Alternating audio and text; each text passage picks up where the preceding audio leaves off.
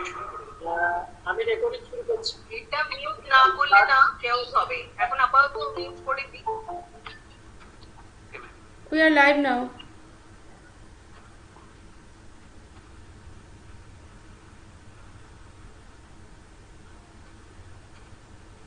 রক্তনাম শুরু করবো? হ্যাঁ, already we are live.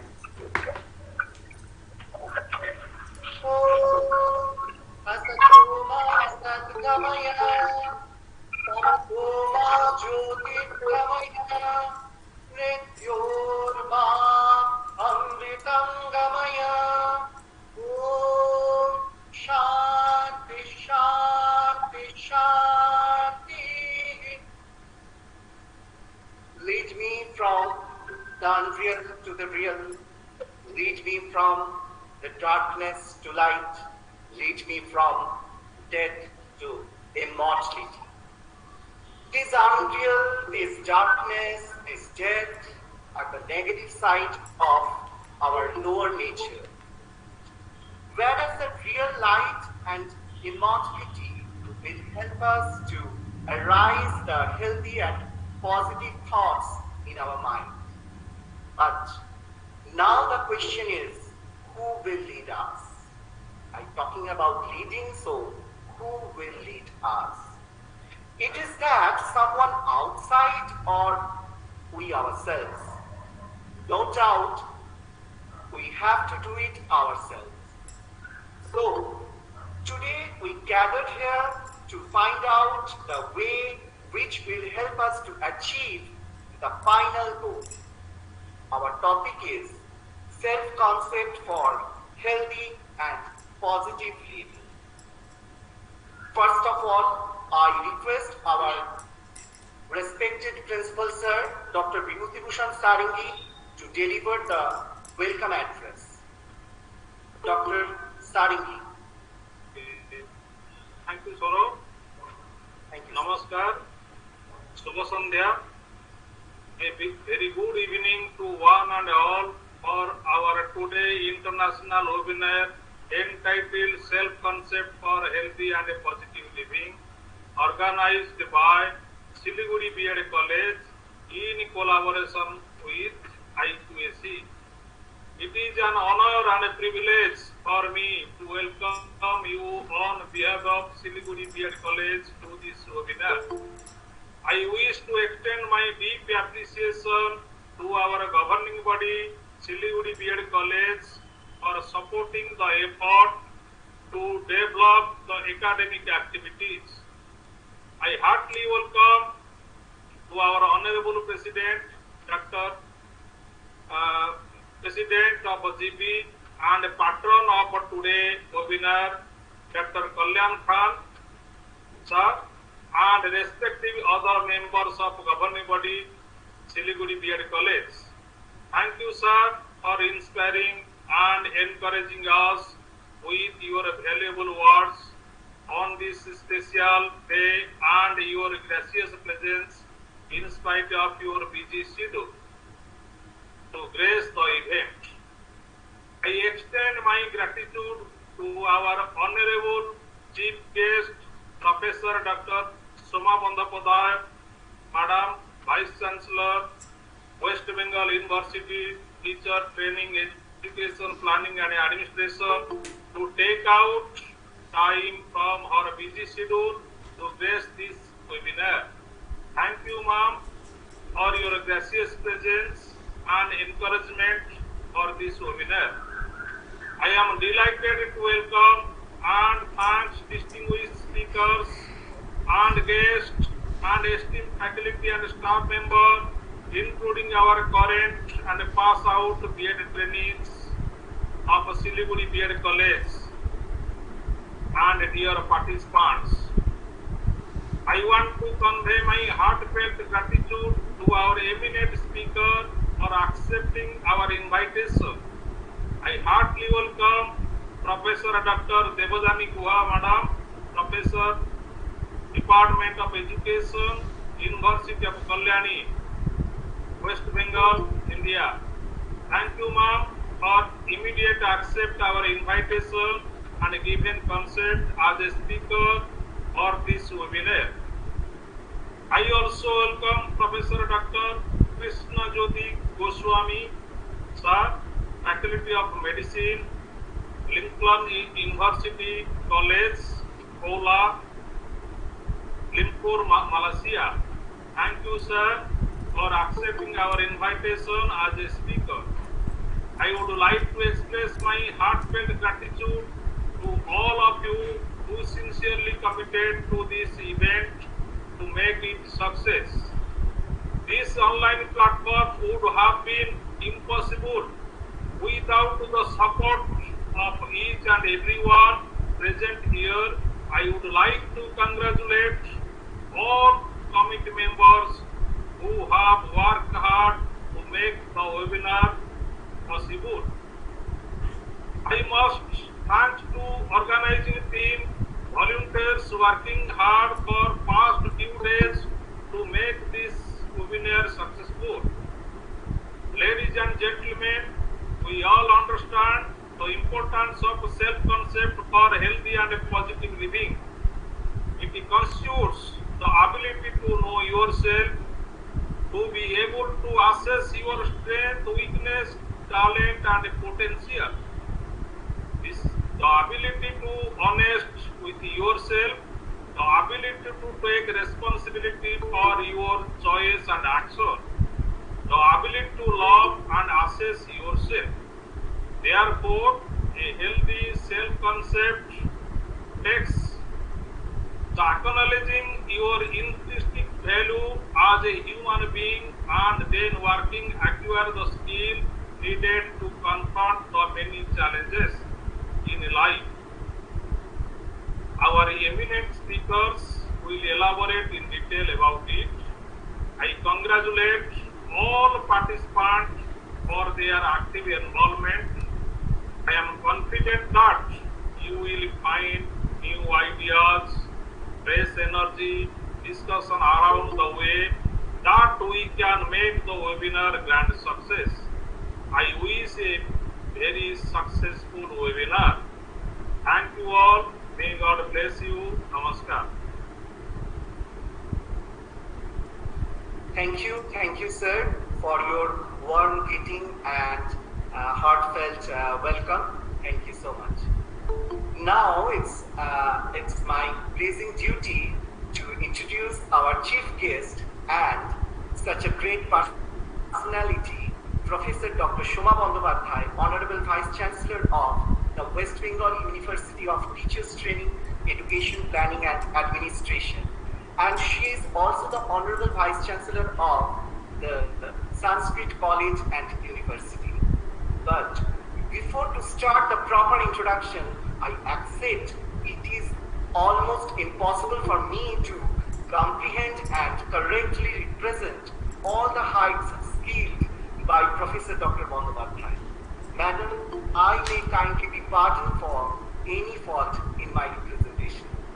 So, Professor Bandyopadhyay has handled several important positions in the past, like the Director of Indian Institute of Social Welfare and Business Management, Kolkata, Director of Women Studies Research Center, University of Calcutta, Register of University of Calcutta, Departmental Head of Hindi, University of Calcutta. She was written 32 books, 121 research articles, 15 translated books, and near about 150 research papers in various international and national level journals. She has completed 3 research projects and 2 are ongoing. She was awarded for translation by the Shaikh Academy in the year 2013. She was also honored with Prayag Sahitya Samman, Meera Smriti Samman, Bhasha Samman from MHRD Government of India, Special Academician Award, Best Educationist Award, etc. She is the members of various professional and academic bodies of central and state government. Actually, her various academic and administrative works and activities encouraged and motivated us. as we all are eager to listen her mesmerizing and magnetic words. So I request Professor Dr. Bandyopadhyay to deliver the keynote address. Thank you very much, Sourav. Thank you. Respected President of the governing body, Dr. Kalyan Khan, Principal and Chairman of the Organizing Committee, Dr. Bibhuti Sarangi sir, Convenors, Shri Sourav Das and Shri Sadar Shaikh, distinguished guests and speakers, members of my academic fraternity, and my very dear students. Very good evening to all of you. It's a matter of great pride and pleasure for me that Siliguri B.Ed College has taken this praiseworthy initiative to organize a one-day international webinar at a time when the whole world is still under the threat of coronavirus. So holding this type of webinar is the need of the hour. I therefore congratulate the college management, principal sir, and his whole team for zeroing on such an important and relevant topic as self-concept for healthy and positive living. And I thank them for their kind invitation to share my views with the dear audience. Now, we are all aware of the present complex situation that we live in. And to face this, the first step one should take is to develop a healthy self-concept. Because everything begins and ends with you. That is, with us. Now, what is this self-concept? Your self-concept is how you view yourself. How you view yourself determines how you will experience life. If you see yourself in a very positive and healthy light, your life experiences will be positive and healthy as well. But it doesn't mean that your life will be free of challenges and adversity. Just that you will have a healthier approach to deal with them. Because if your opinion of yourself is shaky and fragile, this is for you, dear students, and other participants from the schools and colleges, that you will find life's challenges overwhelming and at times insurmountable, especially when you are under lots of pressure. Now, what is your self-concept? It is the understanding and knowledge you have of your own existence and how you see yourself in relation to others and to your surroundings. In order to possess a positive or healthy self-concept, you must first know yourself. And of course, to love yourself. And that can only happen when you respect yourself. And when you respect yourself, then you will be true to yourself. So the three keys to possess a positive or healthy self-concept, you must first know yourself, then love yourself, and then be true to yourself. Today we live in an increasingly complex and multifaceted world. In order to meet the challenges we now face, it is more important than ever to build a solid personal foundation. A foundation consisting of self-knowledge, self-love, and self-confidence. To be sure, a healthy self-concept is more than having high self-esteem. While high self-esteem is important, the term itself can be misleading, since self-esteem is largely based on your feelings of self-worth, and it encompasses your beliefs about being valuable and capable. It consists of our self-image, either positive or negative at an emotional level. Now, when based on emotion, self-esteem can be wavering and vulnerable to threats. Likewise, it is obtained mostly from external factors, such as attractive physical appearances or being popular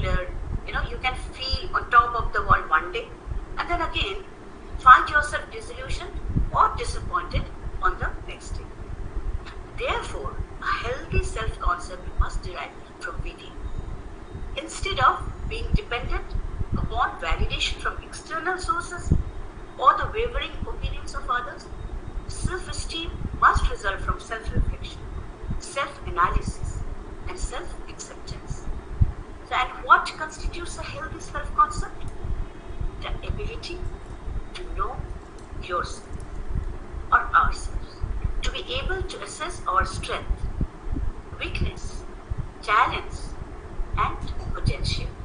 And again, the ability to be honest with ourselves and be true to who we are, or I am, or you are. Also, the ability to take responsibility for your choices and actions. The ability to love and accept yourself as you are, knowing that you can improve and develop any aspect of yourself that you choose. Now, developing a healthy self-concept takes deliberate planning and concentrated effort. It takes acknowledging your intrinsic value as a human being and then working to acquire the skills needed to confront the many challenges and adversities we encounter in life. When you possess a healthy self-concept, nothing can rattle us or take us off our stride. We are confident, we are poised and assured because we know we are equipped to handle whatever comes our way. So, now when we talk about self-concept, we must talk about self-esteem also, as it is a subset of self-concept. I have said earlier also. Now, what is this self-esteem? Self-esteem is your overall opinion of yourself, how you feel about your abilities and limitations. When you have healthy self-esteem, you feel good about yourself and see yourself as deserving the respect of others. When you have low self-esteem, you put little value on your opinions and ideas. And you might constantly worry that you are not good enough. It happens sometimes. But here is how you will know that if your self-esteem needs a boost and why it's important to develop a healthy sense of your own worth. There are several factors that shape and influence our self-esteem. It can begin it begins to form in early childhood. Factors that can influence include your thoughts and perceptions, how other people react to you, experiences at home, school, workplace, and in the community. Then your illness, disability, or injury. Again, age is also another important factor. Role and status in the society, they are also very important. And again, media messages. Now, relationship with those very close to you, parents, siblings, peer groups, teachers, and other important contexts are important to your self-esteem. Many beliefs you hold about yourself today reflect messages you have received from these people over time. If your relationships are strong and you receive generally positive feedback, you are more likely to see yourself as worthwhile and have healthier self-esteem. If you receive mostly negative feedback and are often criticized, teased, insulted, or devalued by others, and if you are not that strong, then you are more likely to struggle with poor self-esteem. So, the past, experiences and relationships don't have to be your destiny. Your own thoughts have perhaps biggest impact on self-esteem. Now, your own thoughts have perhaps the biggest impact on self-esteem, and these thoughts are within your control. If you tend to focus on your weaknesses or flaws, working on changing that can help you develop a more balanced, accurate view of yourself.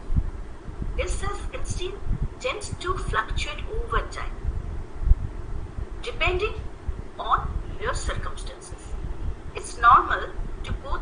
times when you feel down about yourself and times when you feel good about yourself. Generally, however, self-esteem stays in a range that reflects how you feel about yourself overall and increases slightly with age.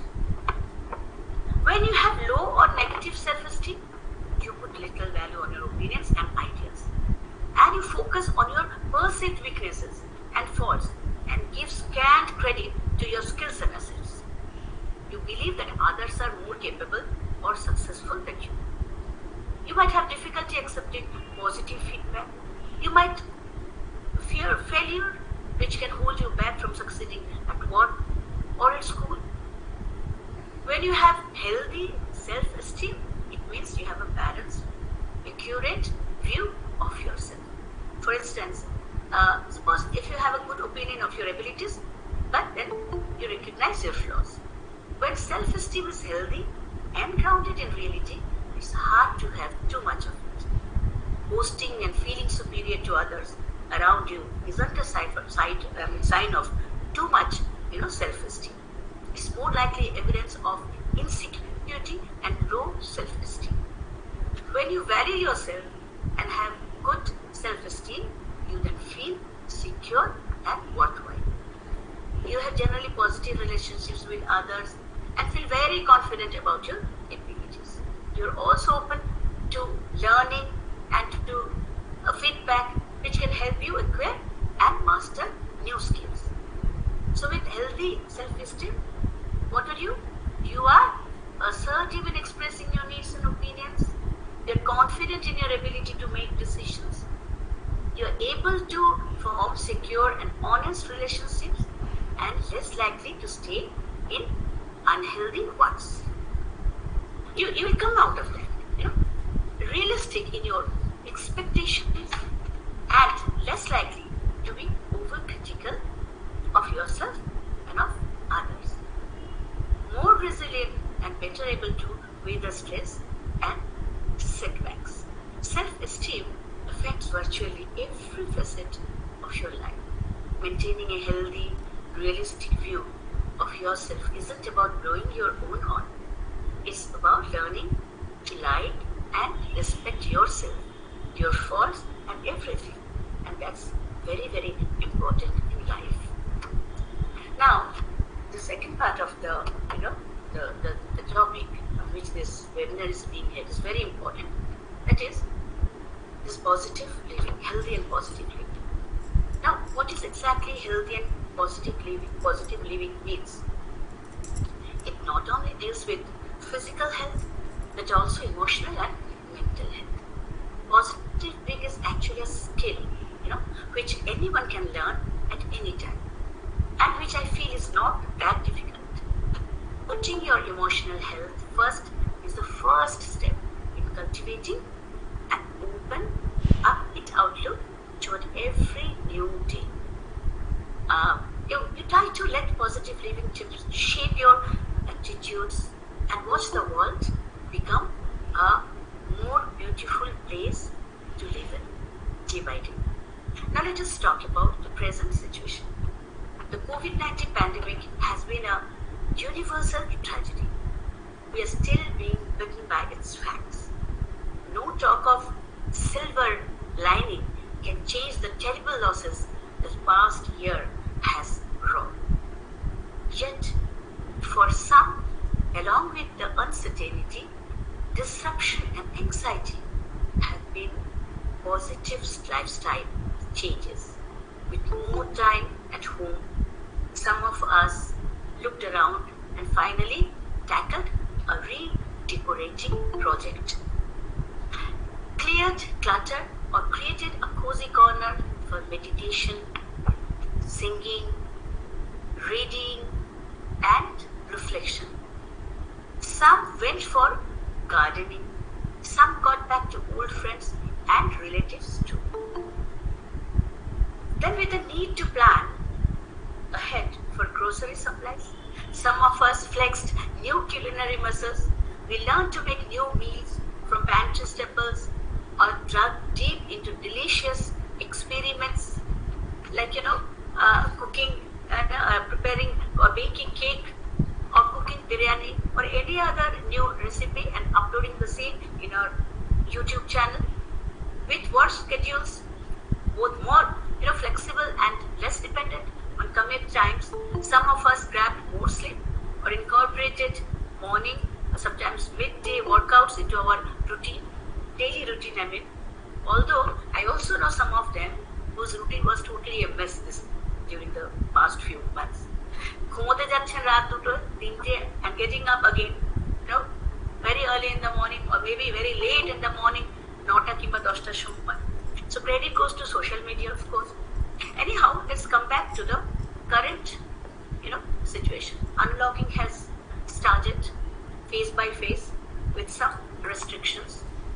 And as we step back slowly into social gatherings, although with small groups, in-person office work, like us, I'm attending my office daily, and other, markers of normal routine is both exciting and overwhelming. One thing we can do to navigate this transition with authentic positivity is to acknowledge both aspects of, what's often called the pandemic thought. Another is to take steps to preserve the good habits you want to bring to your post-pandemic lifestyle.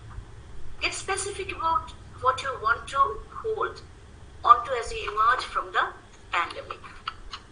And a nutrition change you have, made, maybe fitness, sleep hygiene, a hobby, working habits.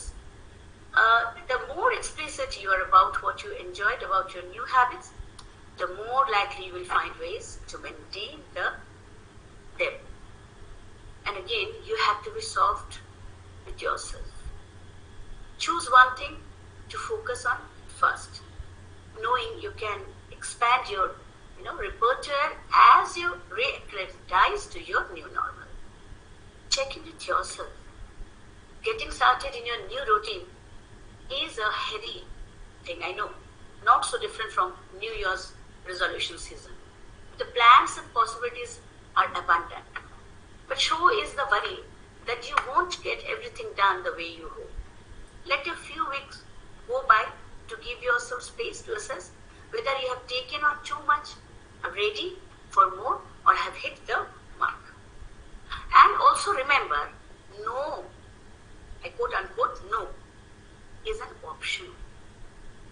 No itself is a complete sentence, okay?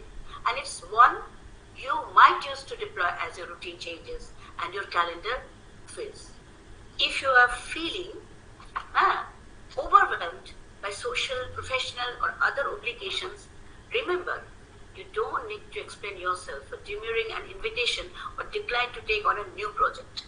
Step back into your post-pandemic life at your own pace. After a year of so much loss of control, taking ownership of your schedule can help you feel empowered and positive about what comes next. Also, embracing authentically positive habits, which include accepting your full range of emotions, even as you work to build an optimistic, joyful life, means setting healthy boundaries. When you are clear about how you are meeting yourself in each moment, you can slow up with your more genuine support for others as well. Now, I'm quite sure that today, this evening, in our next session, our extremely knowledgeable resource persons who are there, present today, will definitely discuss the subject in details and enlighten all of us with some new directions. I could have, talk more on it, but I don't know whether you can feel or not. My voice has become hoarse. And just 2 days back, the doctor advised me for absolute voice rest. I was actually advising you. Sometimes you say no, but I couldn't say no to this because I really enjoyed being with you. It gives me this. I was talking about emotions, so that is being in the amidst so many remarkable people. It itself is a wonderful thing for me, and that's why I didn't want to miss the chance. I thank Mr. Sourav. I can see you smiling. Thank you, Sourav. You have organized a wonderful thing, and I really feel proud of our young generation, of our young teachers, and also for our would-be teachers who are present here today as students. And my best wishes to all of them. I wish I could have stayed for a period of time, but as you can see, my voice is again breaking. So I have to, put a stop here.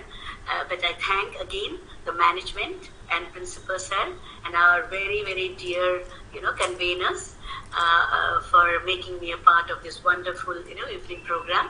And I wish the webinar a grand success. Thank you so very much. Take care. Thank you so much, ma'am. Thank you so much for your valuable words, and thanks again for giving us some time out of your busy schedule. Thank you so much. Thank you. And now I request our President, Sir, Professor Dr. Kalyan Khan, our governing body president of our institution, to deliver the presidential address. Actually, Dr. Khan is an eminent professor and doctor of North Bengal Medical College, and he is a well-known motivational speaker.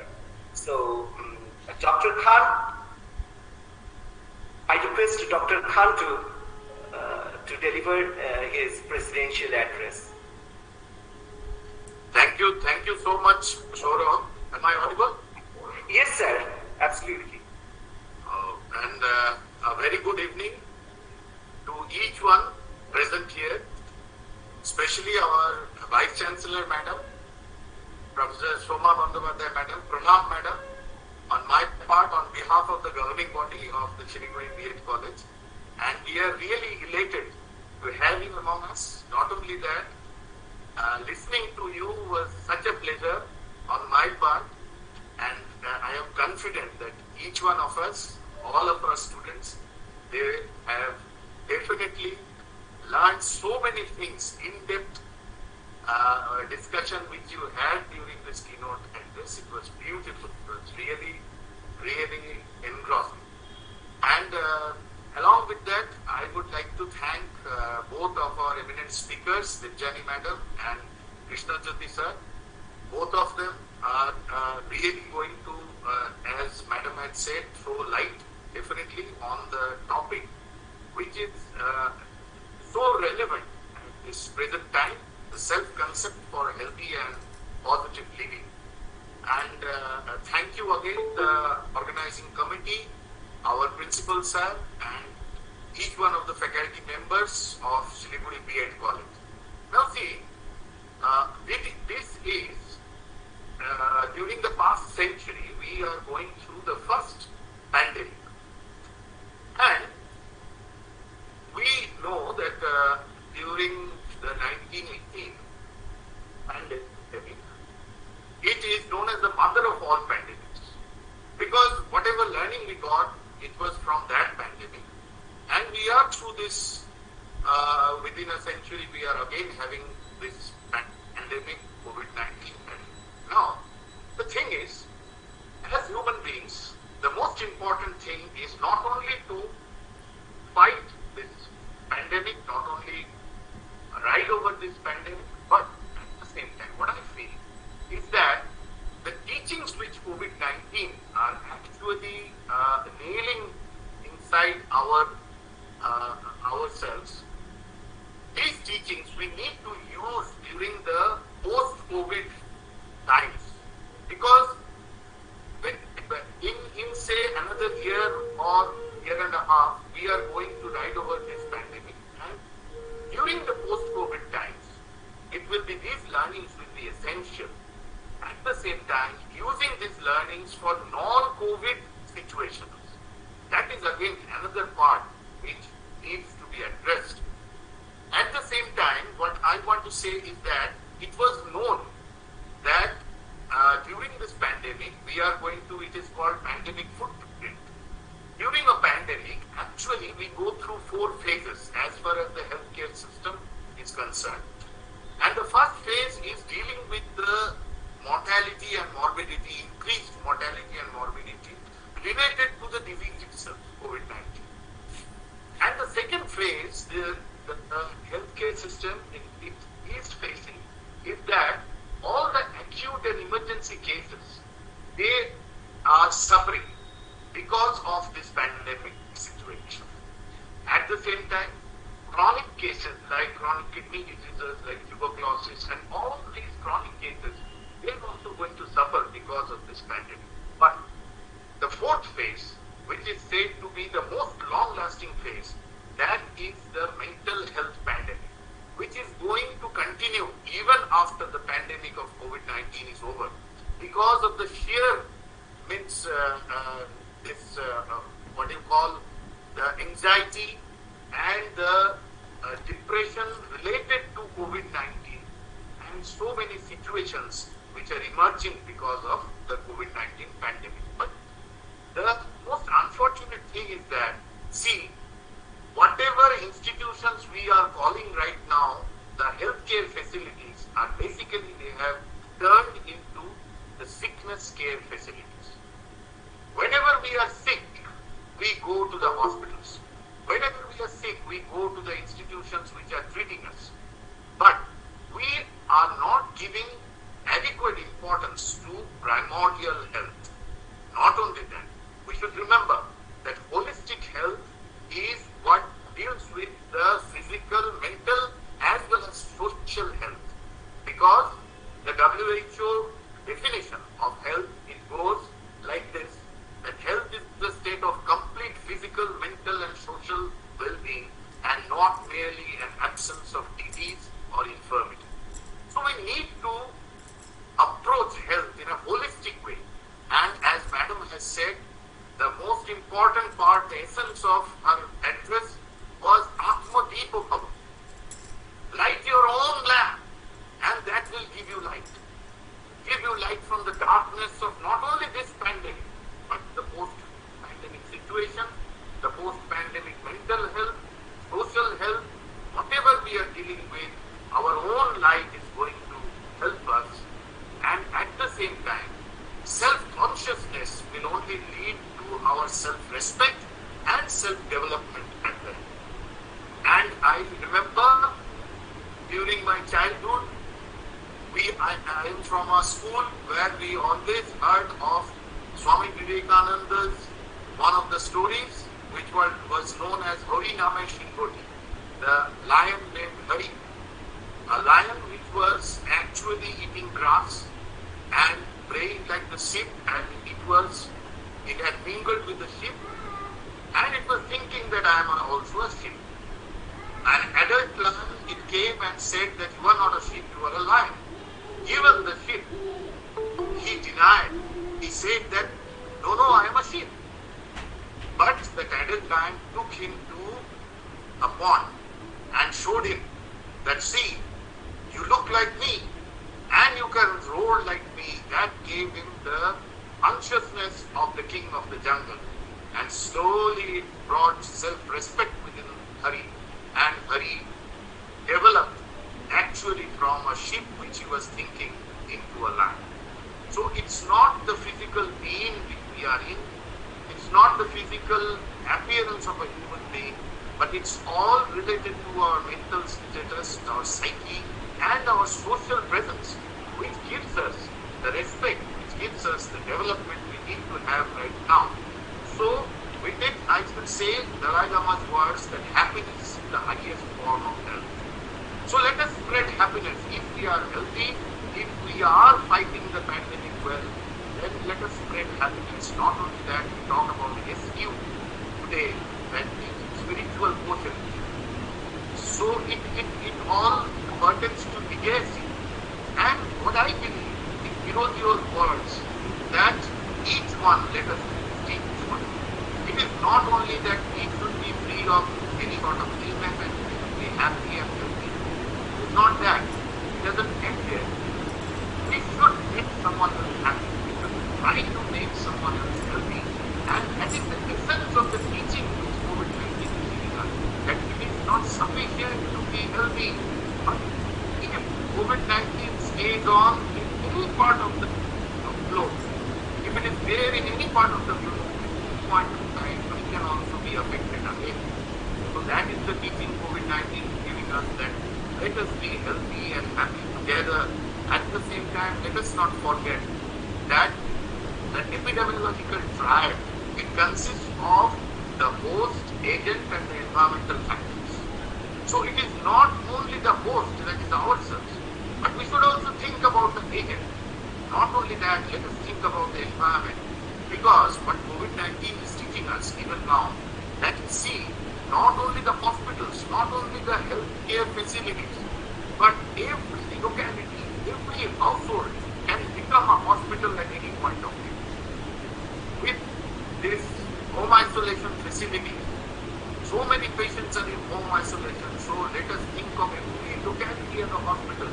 Let us behave so responsibly so that we should be keeping our environment sound free, keeping our environment heavy metal free, keeping our environment as free of pollutants as much as possible, because every locality, every household can turn into a hospital, a healthcare facility at any point of time.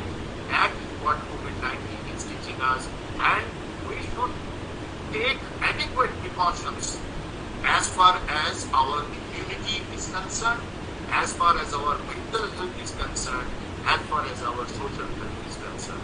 So, with a small anecdote, I want to end. It was in 1989, Rajkot, Gujarat. There, Swami Ranganathanandaji, who was the 13th president of the Ramakrishna Mission, he was the first recipient of Indira Gandhi Award. Swami Ranganathanandaji was attending a youth conference in Rajkot in 1989. He was asked by one young fellow, young student like you, he asked that, Swamiji, there were so many great personalities we know of in India during our past, during pre-independence period. So why aren't we having those personalities right now? And do you know what Swami Ranganathanandaji told? Swamiji said that, see, opinions do not have any power to change the world, but conviction has. Right now, the problem with us is that we have so many opinions. See, in our country, in the world also, there are so many opinions we are facing. There are people who are telling that we are not going to take the vaccine. We are not going to wear the mask. But we should be scientific. We should go by the government guidelines. And with conviction, we should see the end of this pandemic. I would request all of you, see, we talk about so many things. We talk about spirituality, selflessness. Because selflessness is nothing, divinity is nothing but selflessness. Selflessness is godliness. But see, how many of us actually donate blood? Whenever we are allowed to donate as per the government guidelines, how many of us really donate blood? How many of us have pledged to donate our body after we are dead? So that is conviction. Not only thinking about it, not only putting forward our opinions, but really going forward with conviction. And I am sure, I am confident that this academic endeavor on behalf of the Siliguri B.Ed College, this is going to create real imprints in your mind, so that in the days to come,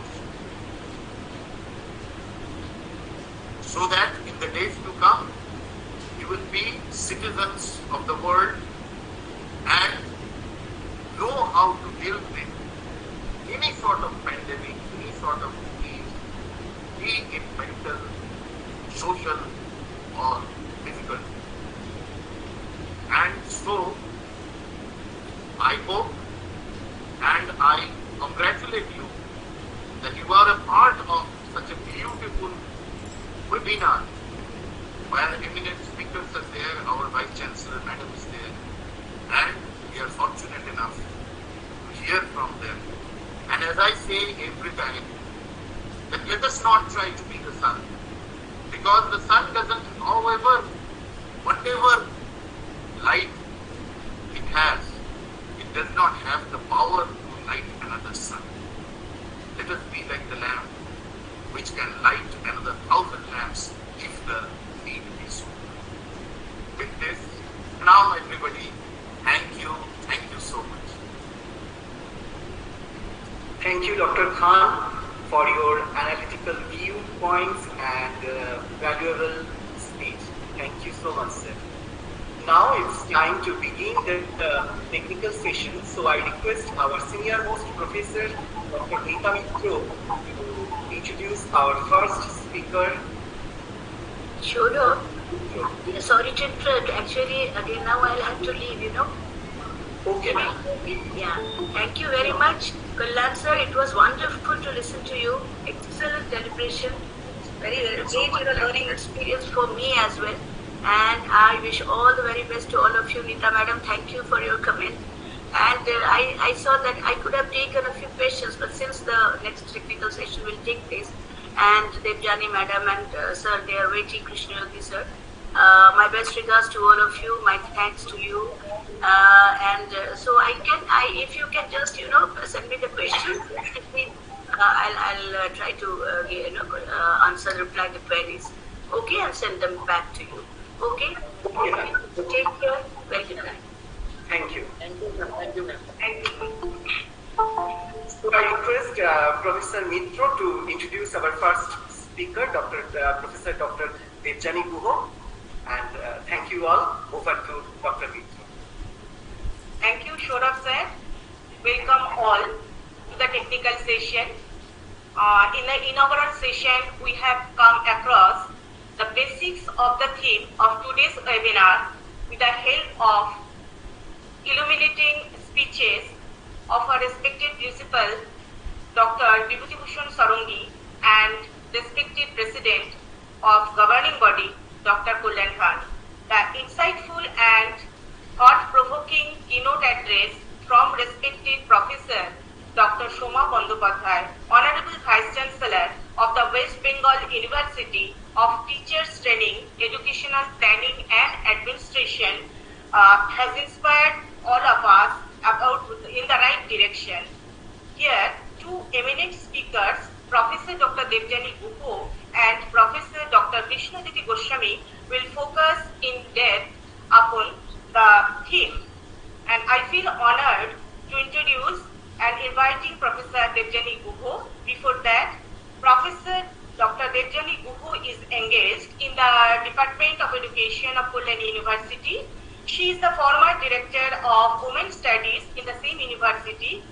Professor Guha has the background of a rich combination of biological science and social science through the discipline of education. And this has offered her to widen meaningful research in the diverse fields of education with emphasis of international education, research methodology, and educational psychology. Professor Guha has supervised more than 15 MPhil scholars and 12 PhD scholars successfully, and 7 PhD scholars are working under her supervision. At present, she has more than 65 research publications in the national and international journals, and she has written 3 books as well. She has presented more than 70 papers in the seminar workshop at national and international level. Beyond all these qualities, I can't resist the temptation of identifying her as a daughter of North Bengal. She did her MSc in geology from the University of North Bengal, and she started the teaching career in the College of Raiganj, which was at that time was affiliated in University of North Bengal. After that, she has joined this college, that is Siliguri B.Ed college, for a short period, and then finally joined the Department of Education of Kalyani. I welcome Professor Guha for delivering her speech with the topic True Self-Concept of Learner in Higher Education and Psychological Health. Professor Guha, please.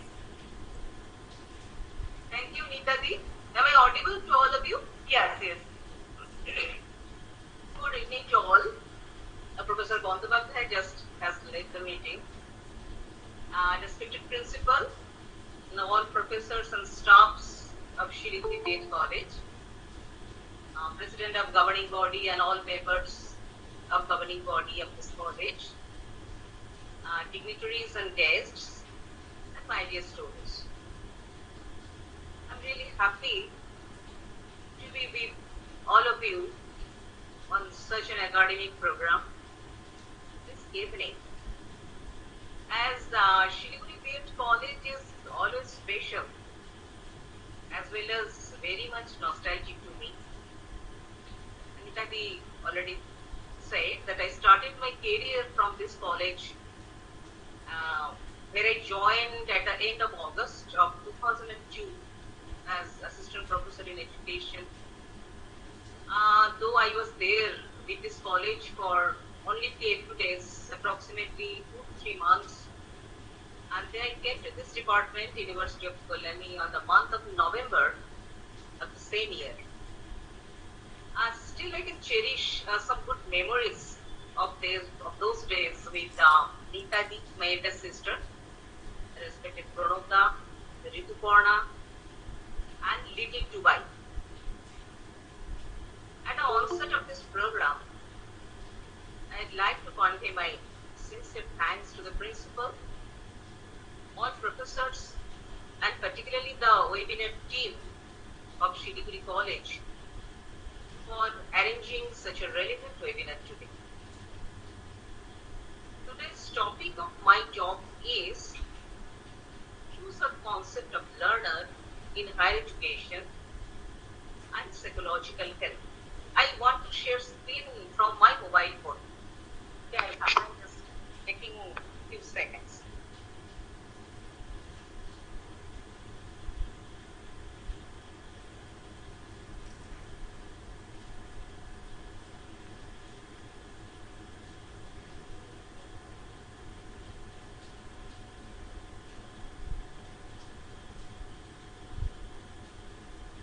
Yes. Am I audible? Yes. Debjani, is this PowerPoint visible to all of you? Yes, ma'am. Okay, then I can start. My today's topic already I have said that is true self-concept of learner in higher education and psychological health. Self-concept is the perception of self. How an individual perceives or understands himself or herself. And it is unique to the individual. Basically, self-concept helps the persons to attain the insight into their attitudes, motives, their reactions, weaknesses, and strengths. Now, what is true self-concept? The true self-concept is actually our self-image, which means the exact reflections of our appearance on the mirror. So the true self-concept or actual self-concept or real self-concept is what I think I really am. We know that an integral part of higher education is the development of true self-concept and at the same time the development of power or ability of psychological adjustment among the matured learners for their academic achievement, for their future profession and healthy life. The key points of my discussion. Firstly, I want to explain what is self-concept and then its development. Then the idea of multiple selves and incongruence. Then true self-concept and its relation with psychological health. And after that, what is personal growth and how it is essential for healthy life. And finally, yoga education and its significance. So, this webinar is conducted by a B.Ed college, a higher education institution. So, the focus of my speech will be the learners of higher education, and I shall try to discuss the matter from psychological perspective. Now, what is self-concept? Self-concept is actually individual's perception of self. Already I have stated it. The self is basically the collection of beliefs that we hold about ourselves. Like, what are our important characteristics? What are we good at? What do we do poorly? Or what kind of situations do we prefer? Or what kind of situations do we avoid? And so on. It affects the relationships and the functional abilities and health. So, it has emotional, intellectual, and functional dimensions. The self-concept is composed of relatively permanent self-assessment. For example, if I tell I am lazy or I am introvert, this is a self-assessment that contributes into the self-concept. And on the other hand, if I tell that I am tired, this would not normally be considered a part of my self-concept, since being tired is a temporary state. And self-concept changes with environmental context, which Prof. Bandyopadhyay mentioned in her speech, and it changes also over time. A person's self-concept may change with time, possibly when he or she goes through turbulent periods of identity crisis. And it has a powerful influence of one's life. And self-concept can be positive or negative. So, there are two ways in which people perceive themselves, like positive self-concept and negative self-concept. What is positive self-concept?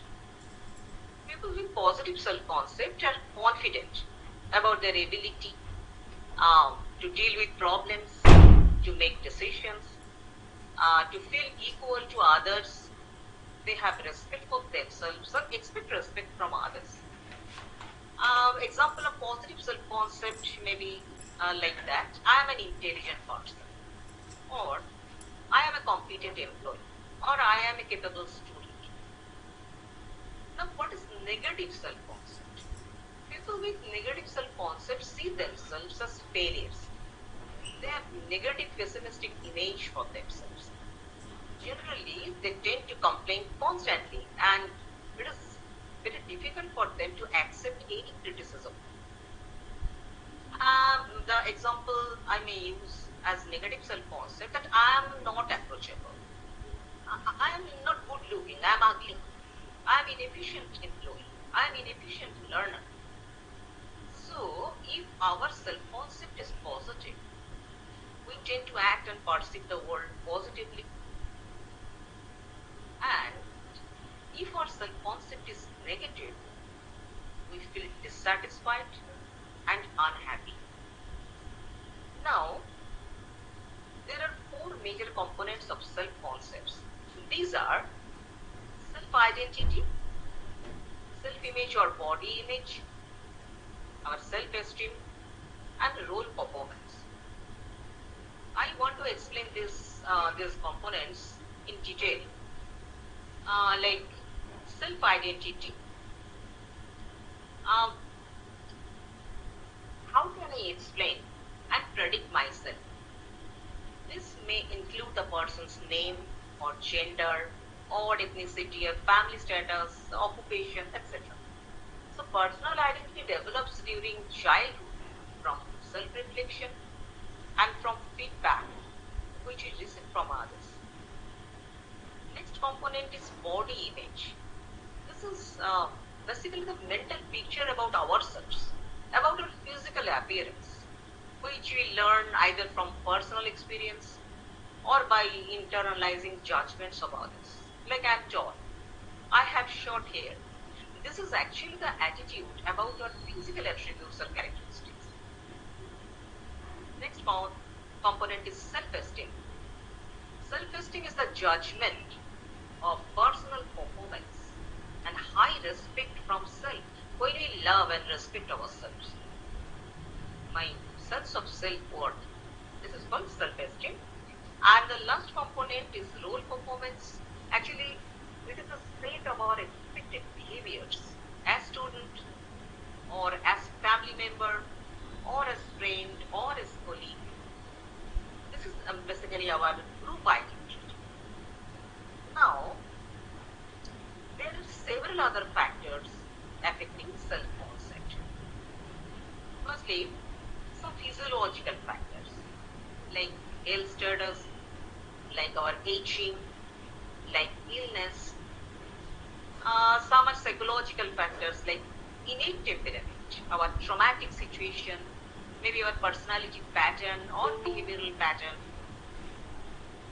Some are cultural and lifestyle factors. Actually, family, school, college, society, culture, our peer group influence our self-concept. And some factors are there across our lifespan, like our life experiences, history of success or failure or crisis or our life stressors. Now,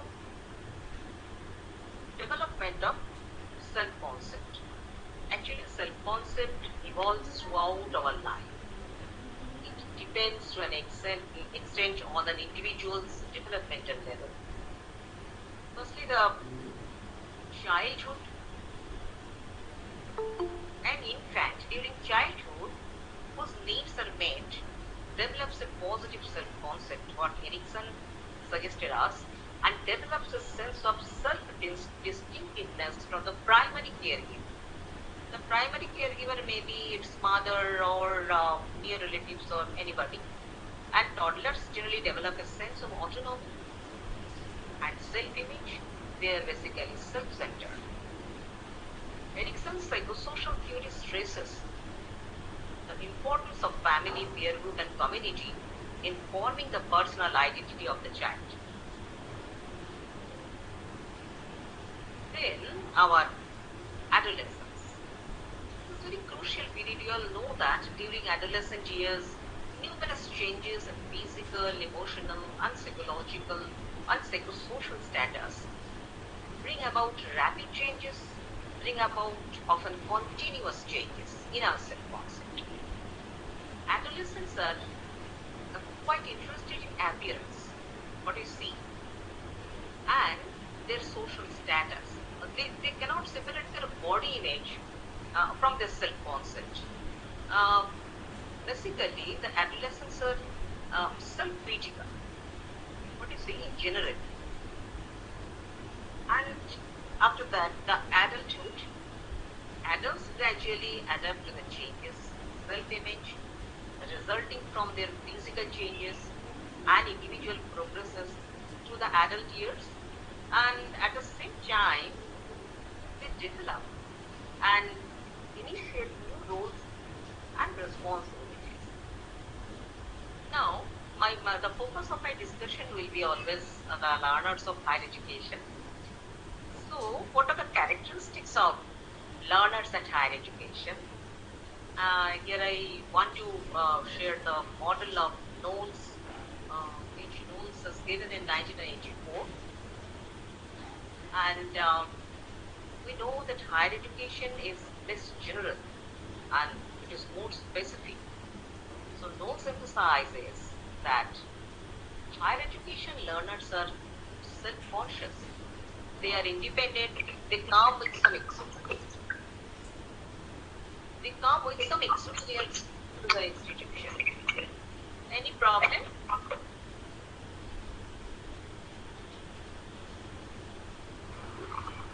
So when we shut, please mute yourself. Muted yourself, please. Okay. And we see that higher education learners are goal-oriented. In higher education, students take a step towards their professional direction. They are self-directed and expect to take responsibility for their decisions. They are task-oriented. They prefer challenging and practical-oriented tasks. Basically, they like problem-centered learning, problem-centered jobs. And in 21st century, I must tell that the higher education learners possess good technological knowledge. And at the same time, what is psychological well-being? We want to present six-factor model of psychological well-being, which is given by Carol Reed in 1989. The term psychological well-being is used to describe an individual's emotional and psychological health and his or her overall functioning. Reed stated in his model 6 factors like autonomy, like purpose in life, environmental mastery, relationship with others, self-acceptance, and finally personal growth. All these 6 factors are related to development of positive self-concept of person, positive self-concept of learner, and these are very much important for academic achievement and healthy living of the learner. In case of autonomy, one person has the confidence on his or her opinions, his or her decisions or activities. In case of purpose in life, some persons have strong goal orientation and confidence that life holds meanings. And what is environmental mastery? When people have a sense of mastery in managing their environment, managing their environmental factors, and positive relation with others includes reciprocal empathy, reciprocal intimacy, affection, love, etc. And in case of self-acceptance means the positive attitude about person's own self. And finally, the personal growth. This is very much important for psychological health when person welcome new experiences, new challenges, and recognize the improvement in behavior and self over time. Now, the aspects of self-concept. There are several aspects of self-concept. I want to state here 4 or 5 aspects of self-concept. Firstly, the physical aspects of self-concept. It is not only related to our body image, like our height, or weight, or body color, or appearance. Physical aspect relates to what kind of clothes we wear, what kind of car we drive, what kind of home we live, what kind of mobile phone I use. This is the physical aspect of a self-concept. Another self-concept is academic self-concept, academic aspect of self-concept. Our academic self-concept relates out to how well we do in our school or in our colleges or in our university life, or how well we learn. So there are 2 levels. A general academic self-concept of how good we are overall in all subjects from elementary level to higher education level. And another level is a set of specific content related self-concept that describes how good we are in mathematics, how good we are in statistics or in science or language or specific any subject. The social aspect of self-concept. Social aspect actually describes how we relate to other people, how other people accept us, recognize us, and so on. Another one is cognitive aspect of self-concept.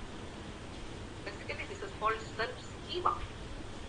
Self-schemas are cognitive generalizations about the self, and it is derived from our past experiences, and that organize the processing of self-related information to us.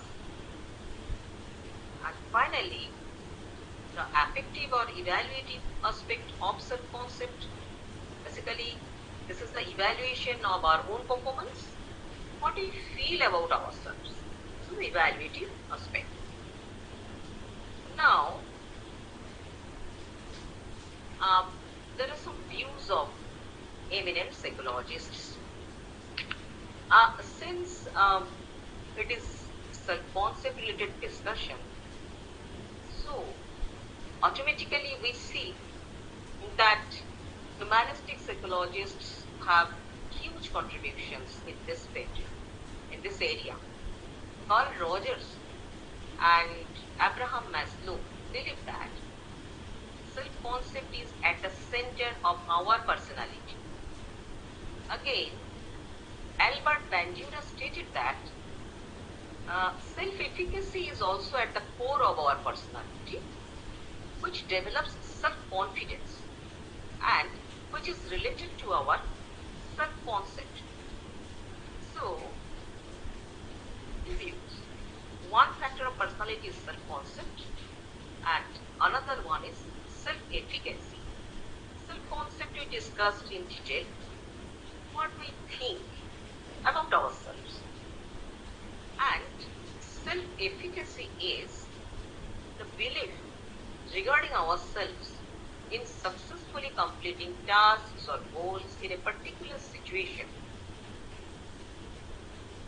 When we perceive in a particular situation as successful in accomplishing a particular task or goal or job, then self-efficacy develops within us.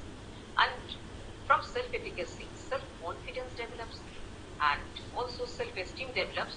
But self-esteem is one of the important components of self-concept, what we discussed earlier. Both the factors are important for healthy personality and our quality of life. Now, what Bandura suggested about self-efficacy and behavior, Bandura said that self-efficacy mainly develops from social persuasion and the feelings of performance accomplishments, and from the feeling of performance accomplishments, the persons can give psychological feedback and emotional arousal are there, and from vicarious experiences, vicarious means observational experiences, self-efficacy develops. What happens if self-efficacy develops? It leads to motivation, when the intrinsic motivation to the person which influences our behavior and performance. Now, different researchers actually specify that high self-efficacy lead to self-confidence or self-reliance. Firstly, the choice of activities. Mature learners with a high sense of self-efficacy tend to choose tasks and activities at which they believe they can succeed. Mature learners set their standards for behavior and higher goal for themselves when they have high self-efficacy in a particular field. Positive attitude develops among them to take different challenges. Mature learners with high self-esteem, high sense of self-efficacy, we see that they exert effort in accomplishing a task, and persistence also observed during encountering any obstacle. And during learning and achievement, mature learners who have high sense of self-efficacy tend to learn and achieve more than the students with low self-efficacy, even when their actual ability level are same. And finally, the capability of self-judgment. This improves because learners begin to judge and evaluate their own performance, their own behavior, which is based on the standard they set for themselves. Now, I want to talk about the human needs model of Maslow. The B.Ed students, they have already learned this model. And I just want to point out two things from Maslow's model. Firstly, the esteem needs. Esteem needs, we know that the need to be held in high regard by self, and at the same time, need to be held in high regard by others, not just self-esteem. Maslow did not tell the self-esteem. He mentioned two types of esteem needs, internal esteem and external esteem. And another need Maslow self-actualization, we all know that self-actualization is basically the need to fulfill all of one's potentials or possibilities, mainly the self-realization. We all know that, self-actualization. Then, two basic human needs that Carl Rogers suggested us through his self-concept model. I just want to discuss the sayings of Carl Rogers. Rogers suggested that two basic human needs, one of them is tendency to be self-actualizing or fully functioning. This term, fully functioning, this is synonymous to self-actualizing or self-actualization. But Rogers first used this term, fully functioning. That means need to fulfill all of one's own potential. And another need, that is to receive unconditional positive regard from others. That is the need to receive acceptance, need to receive respect, need to receive affection from others. Now, let us see from the humanist viewpoints that self-esteem grows from unconditional positive regard and love and worth. Self-esteem, what Professor Bandyopadhyay already mentioned in her lecture, I noticed it. Self-esteem is very important for positive learning and our personal development. We know that it is one of the important components of self-concept, and that's why all the humanist psychologists repeatedly mentioned about self-concepts. So feeling loved and feeling supported, this is a wonderful way to start increasing the self-esteem. Now, in Rogers' self-concept model, Rogers stated that basic human problems may arise for few reasons. Because positive regard often comes with conditions attached. Conditions of what? But main problem is we want unconditional positive regard. One thing, positive regard and conditional positive regard. Here, we want unconditional positive. সবাই আমাকে ভালোবাসবে কোনো condition ছাড়া. That we need, that basic human need. Unconditional love, unconditional regard, unconditional respect. But what Rogers said that positive regard often comes with conditions. Suppose in a cultural function I sang a song perfectly, I sang a song nicely, suppose. Then people may start appreciating, admiring me. This is conditional positive regard. But because some conditions are attached with this regard, which I receive. But our basic need is to receive unconditional positive regard. The two needs are often in conflict.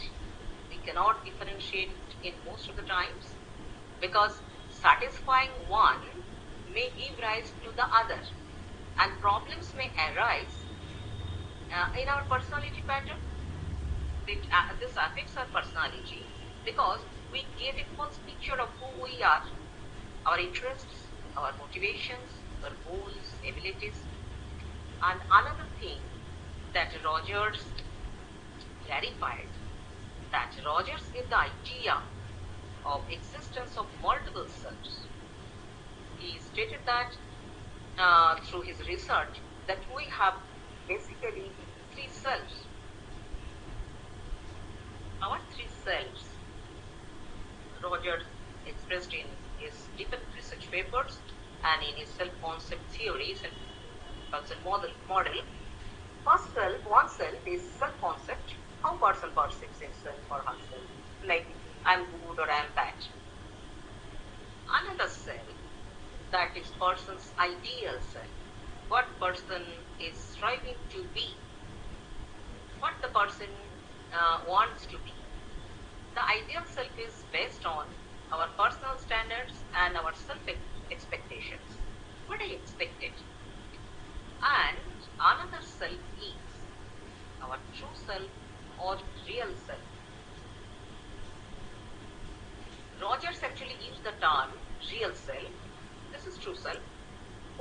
person actually is, the person's feelings, the person's wishes, person's perceptions, existence, and so on. So, the problem may arise. Why and when? The main problem arises when the three selves move away from each other. And people have a need for positive self-regard because we like to respect ourselves. This is our basic human psychology. I need love from others. I need affection or respect from others. This is my human psychology.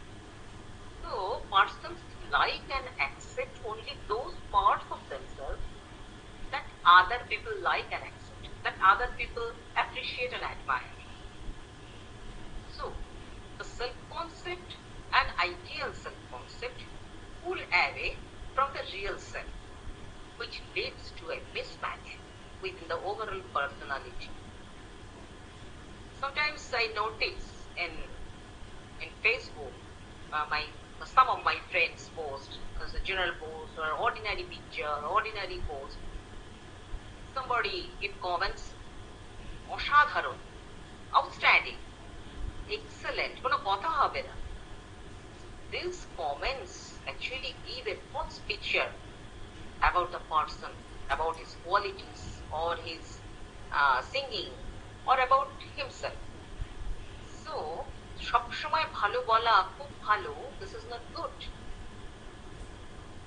Mismatching তৈরি হতে পারে, and this match is called incongruence. This is basically imbalance in our personality because due to incongruence, persons get a fake picture about themselves, and which ultimately leads to psychological maladjustment among adult learners. So, we need feedback, but we need appropriate feedback from the appropriate person. Mind it, we need feedback from appropriate person. So, what is psychological maladjustment? Incongruence has many harmful effects. We know that it prevents sometimes self-actualization. Incongruence leads to neurosis. Neurosis means emotional instability, and continuous or increased incongruence can lead to psychosis. Psychosis, we know that severe disorder. So what is very interesting to me, I want to share this slide with you, what Rogers observed. Rogers conducted a number of cases. Is it boring? The audience, please tell me. No, madam, absolutely. No, madam, I Okay. I want to finish within few minutes. Okay. Ma'am, already the audience are appreciating in YouTube and Google Meet in their chat box. Okay, thank you. I need this feedback from the appropriate feedback the person needs. Yes, so ma'am. mine. So yes, Rogers conducted a number of case studies. The case study is very interesting, you know. Here I point out one case example of Mr. Smith. Rogers asked Mr. Smith about his self-concept, about his ideal self, and Mr. Smith revealed that. Rogers asked him, what is your self-concept? Just tell me how you see yourself.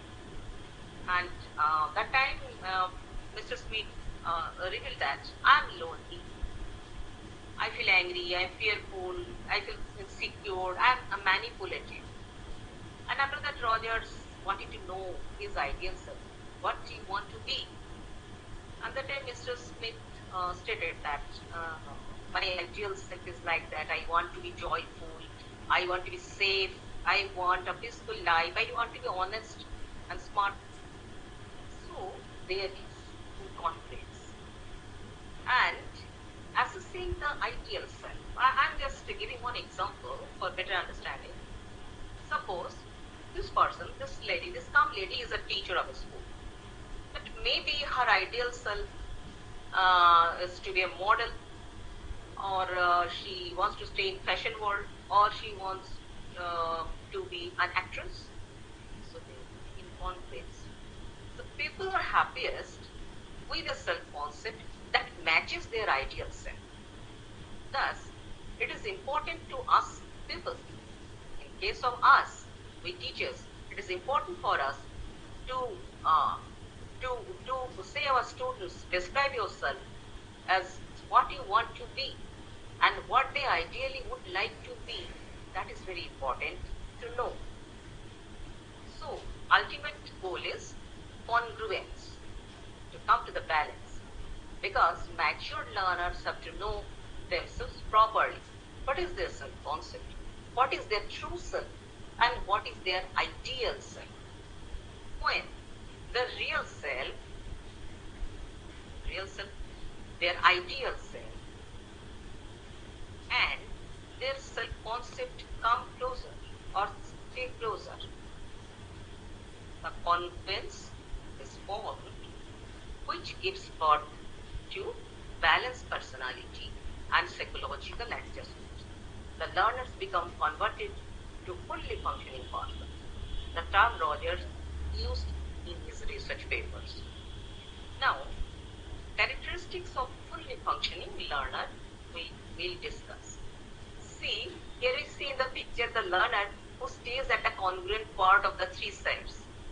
A fully functioning learner is always winner, who is free of depression, who is free of anxiety, stress, frustration, unnecessary conflicts, and so on. So the fully functioning learners generally have awareness of all experiences. Generally, they want to live fully in the moment. They trust their own behavior. They generally possess openness to experience, and they have sense of freedom in their decision making. And generally we see that they're creative and flexible to change. So,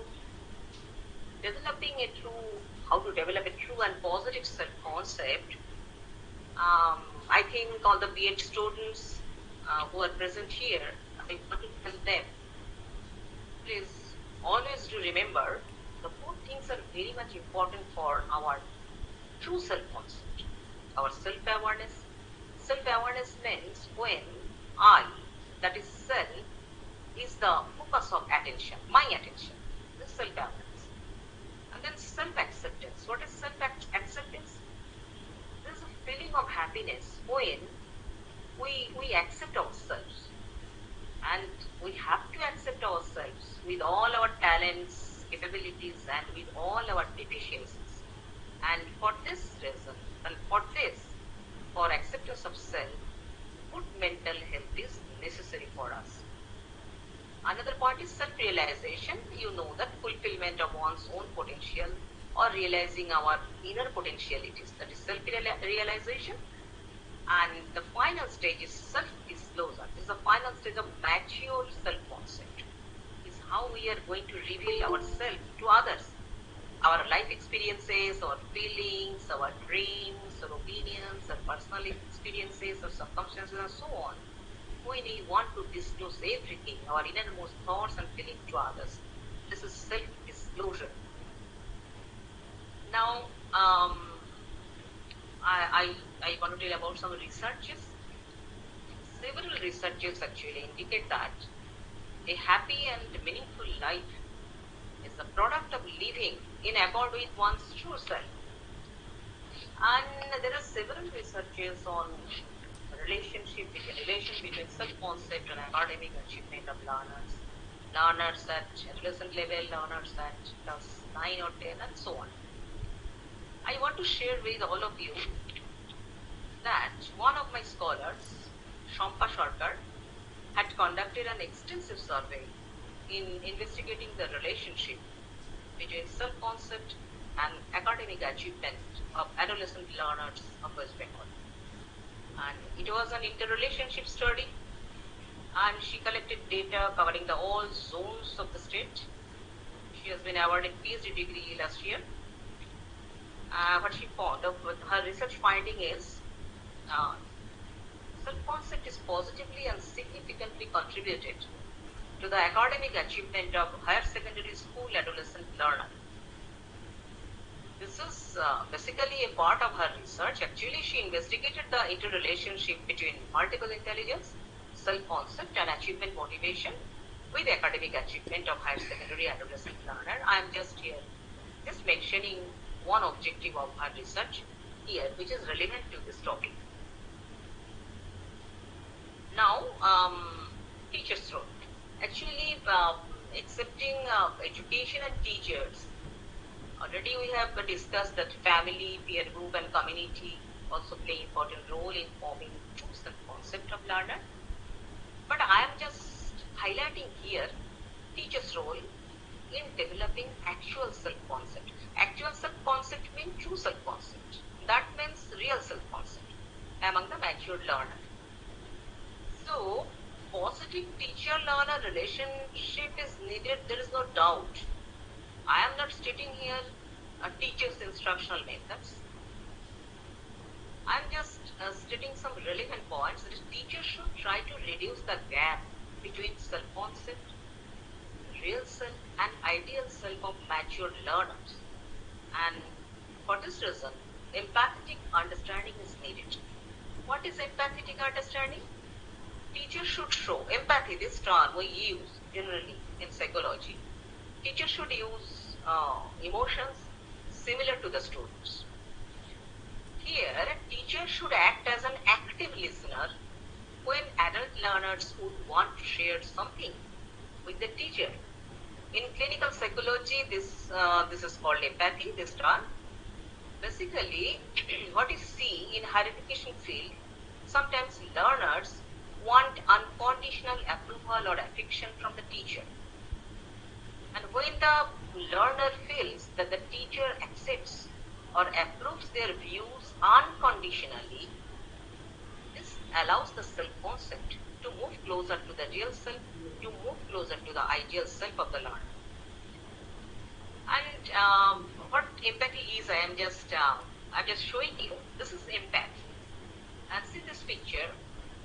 Here, a girl, maybe a student, she is sharing her views or opinions with that person, maybe a teacher or her friend or anybody, or therapist, maybe therapist. And here, the girl shares everything, her views with that person. And the person is an active listener. Empathy is listening, sharing, understanding and mirroring feelings and views. That means the girl will feel that she's in front of the mirror. And another point, the rich educational environment is needed where learners can reach their full potentials by satisfying their queries and other things.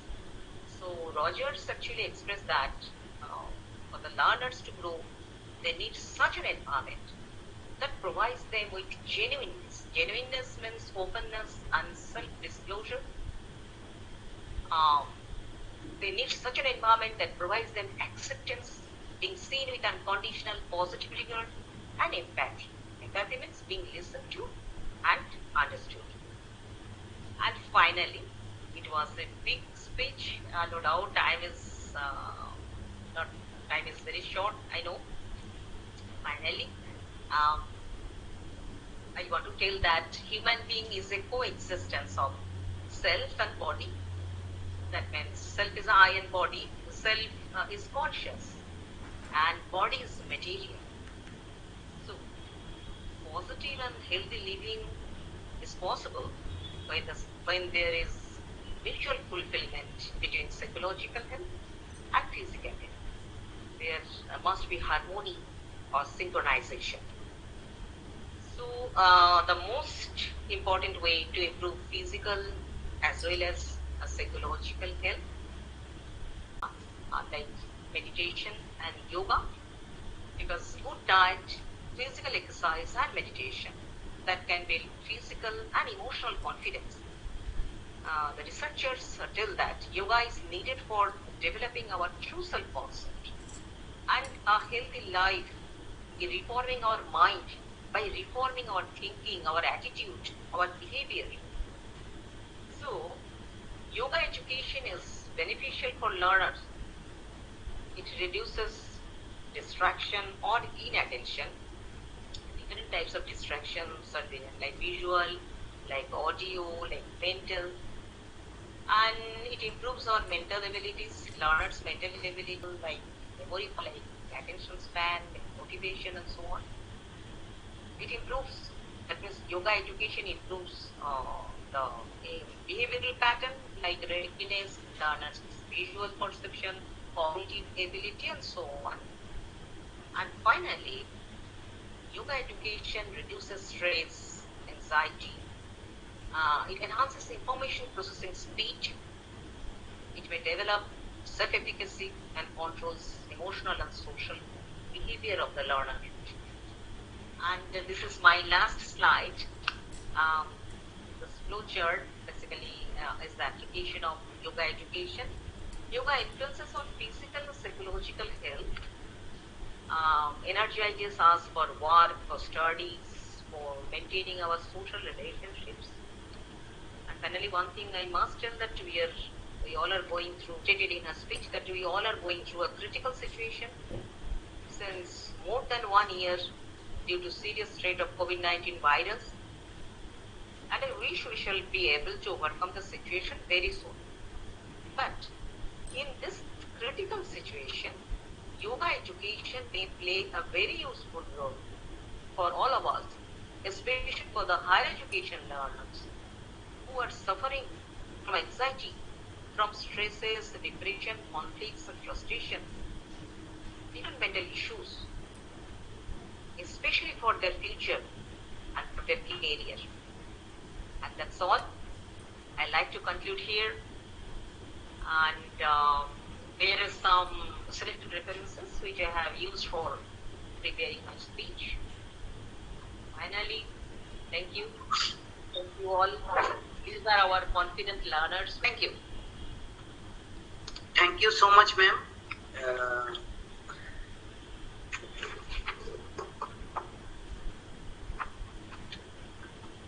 Thank you so much, ma'am, for your wonderful, enriching speech. You have taken us in a beautiful journey from self-concept and self-image to how someone can develop self-awareness, acceptance, realization, and ultimately come up to self-disclosure. I think your session has enriched all the participants, especially and specifically the B.Ed researchers who are B.Ed trainees who are learning about these concepts in their syllabus, and the researchers who are working on this topic. So thank you very much, ma'am, from the side of our webinar coordinators and our whole team. We thank you from the core of our heart. And now we will move on to some question answers. To this question answer session. Some questions we have gathered from the chat box. First, Tanushree madam has asked, how can one develop positivity in a negative world? Yes. Okay. Another. May I reply? Yes, ma'am. Yes, ma'am. After you complete on this, I will move on to the next question. I may tell that this thinking is negative. The world is negative. This thinking is negative. We have to think positive. No, this is not negative world. Some people are like that. Why this world is negative world? This thinking is negative thinking. We have to, we should avoid this type of thinking. Okay, ma'am. Thank you very much. Again, she has asked another question. If a teacher has weak self-concept himself or herself and not interested at all in developing it within himself or herself, is it possible that he or she can develop it, inculcate it in his or her students? No. It is not possible for the teacher to inculcate such type of self-concept his or her learners. No, not possible. Okay, ma'am. Yes. Thank you, ma'am. I am moving on to the next question done by Lucky Khan. He asked, what is the difference between self-concept and self-esteem? I think. Yes. And in my first slide, I had shown that self-esteem is actually how we regard ourselves, how we respect ourselves, how we love ourselves. And it is it is one of the major components of total self-concept. There are several components. One component is self-esteem.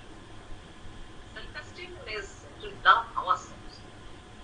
I was just going to say that Madam has already elaborated, but still we are just forwarding the questions. Next, Tanya Dash has asked, which valid and reliable skill we can use?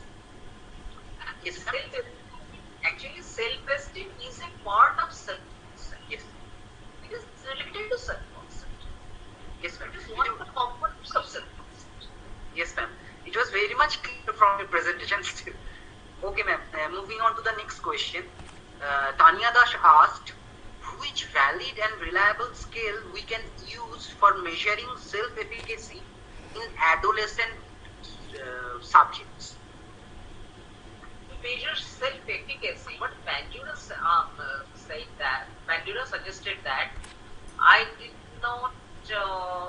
conduct any research on self-efficacy actually. Many tools are there. Yes, We can take different tests from different psychological associations to measure self-efficacy. Some tools are there we can standardize by measuring dimensions. And she also asked, how can we overcome low self-efficacy and high in adolescents? Pardon. Ma'am, I am repeating. How can we overcome low self-efficacy and high anxiety level, especially in adolescents? Yes, it is very tough. Basically, it's very tough because the persons actually attribute in the adolescent period. Actually, adolescent period is very crucial for the children. That time they need proper guidance from their parents and from their teachers. And that time, low self-efficacy develops among them. Due to repeated failure, the learners attribute that they are not competent enough, they are not capable, others are more capable. So, avoid criticism, avoid punishment for that type of learners. Thank you. Yes. Thank you very much, ma'am. The last one, it is from Prashanjit Burman. He asked is there any classification of self-concept? Is there any classification of self-concept? No, not such classification of self-concept, but there are several selves what Rogers suggested in his theory, different aspects of self-concept, positive self-concept and negative self-concept. But three selves, this is the idea of Rogers. Ideal self, real self, or self-concept. The idea of Rogers researches. No such classification is there for self-concept. But one thing I must tell that self-concept has several aspects: physical aspects, cognitive aspects, behavioral aspects, academic aspects. When we start our research, we actually select the tools from academic aspect, self-concept tool, but that is prepared from the academic aspect. Different types of different aspects of the self-concept, no such classification. Okay, ma'am. Last but not the least, another question is here.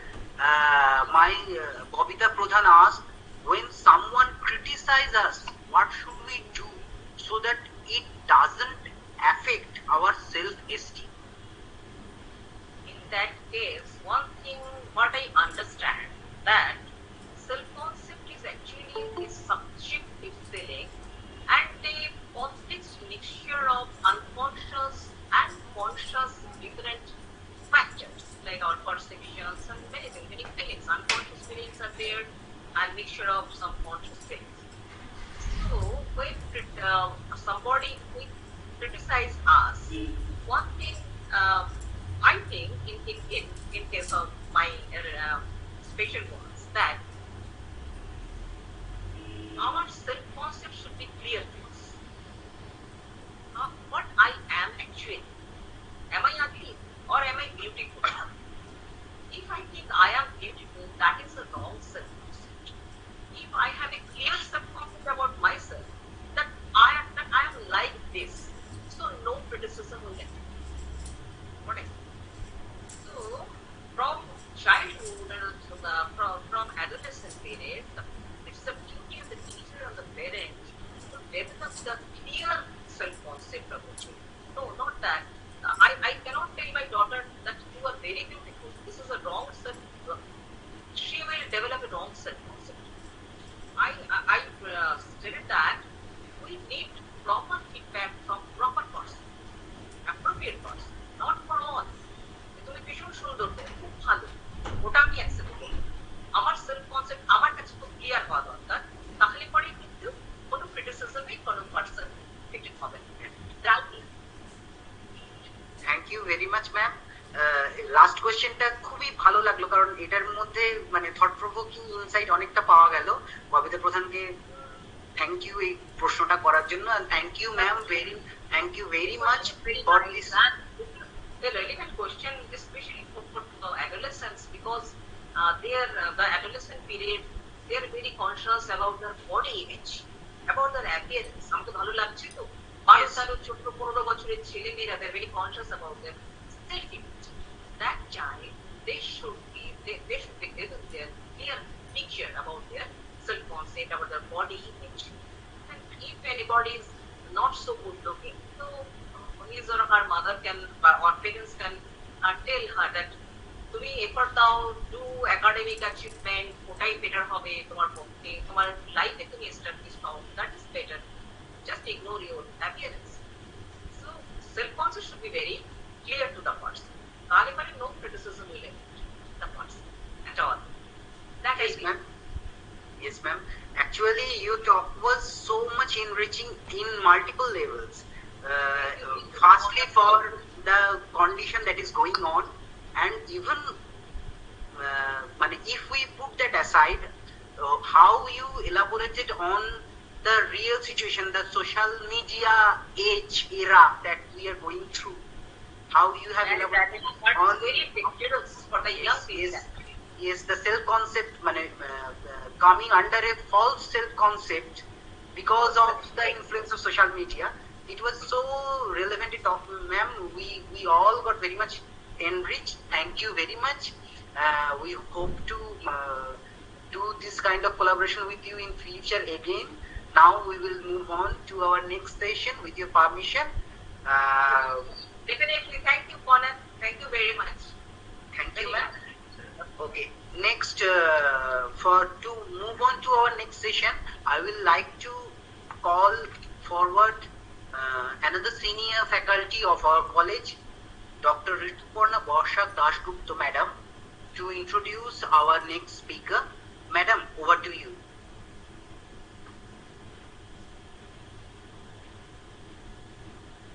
Madam, mute আছে। Mute হয়ে আছে। হ্যাঁ, Now, ma'am, ঠিক আছে। am I audible? Yes, ma'am. Yes, ma'am. Thank you, Conrad sir. So let's proceed to the second technical session of today's evening. So may I now have the honor to introduce our next speaker, esteemed Professor Dr. Krishnajyoti Goswami. Actually, this task of introducing Professor Goswami was assigned to me, but when I was going through his profile, I was reminded one of Tagore's famous song, "E Monihar Amay Nahi Saje." So this goes like this: I don't deserve this gem-studded garland, because sir's profile is so colorful and so potential. So I feel myself honored to introduce sir. Professor Krishnajyoti Goswami is one of the member of faculty of medicine under Lincoln University College, Kuala Lumpur, Malaysia. Professor Goswami is a former professor and specialist in Vivekananda Institute of Medical Sciences, Kolkata, and ECIC Hospital and ODC, Joka, Kolkata. Also former President, Association of Clinical Biochemists, ACBI of India. He has been ICMR Fellow, Nimhans Medical School, Bangalore, and editorial board member of Indian Journal of Clinical Biochemistry, Malaysian Journal of Medical Research, Malaysian Journal of Medicine and Health Sciences, to name a few. Professor Goswami has been felicitated with several awards. Some of these are Regional Service Award for contribution to environmental research by Asian Pacific Congress of Clinical Biochemistry, APCCB, in 2002. Then IFCC Young Scientist Award in 2004. Then AACC Award for contribution to toxicology research in 2005. Professor Goswami possesses 32 years of clinical research experience and research work with special emphasis on assessment and estimation of lead poisoning in humans. He has published more than 256 scientific papers in reputed national and international medical journals. His latest achievements include the findings, excuse me, please Mr. Showman Vishwas, can you please mute yourself? Otherwise it creates noise. Okay, thank you sir. Thank you sir. Again, so Professor Goswami's latest achievement include the findings that the metabolic derangement associated with lead toxicity could be partially restored to normalcy with dietary supplementation of ascorbic acid. So from this brief introduction, I just had to club up together all the information. So because we are eagerly waiting to listen to Sir. So from this introduction, I think now the audience be able to assume the wide range of Professor Goswami's work. So I may be pardoned if I have made any mistake in doing my assignment. So Sir will be speaking on self-acceptance of basic humanness by healthy living. So may I now request Sir to deliver your lecture, Sir, please. Thank you. Happy evening all of you. Thanks for your nice introduction about me. I'm audible? Yeah, sir, audible. I note my gratitude for this opportunity, but probably I can't satisfy all of you because the heterogeneity of the viewers, like starting from the student to professor, even in Vice-Chancellor are also with us. Another issue is now everything is uncertain because of deadly virus SARS-CoV-2 COVID-19. Can I have my first slide please? Slide share from, hello? Yes, sir. Can I have my first slide? Sir, of course. Yes. Conrad? Sadar. Okay. Okay. Present, sir. Okay, sir. Presenting. Today's topic is self-acceptance of basic humanness by healthy living. For ease of my discussion, the presentation in 4 parts. Next slide, please. Next.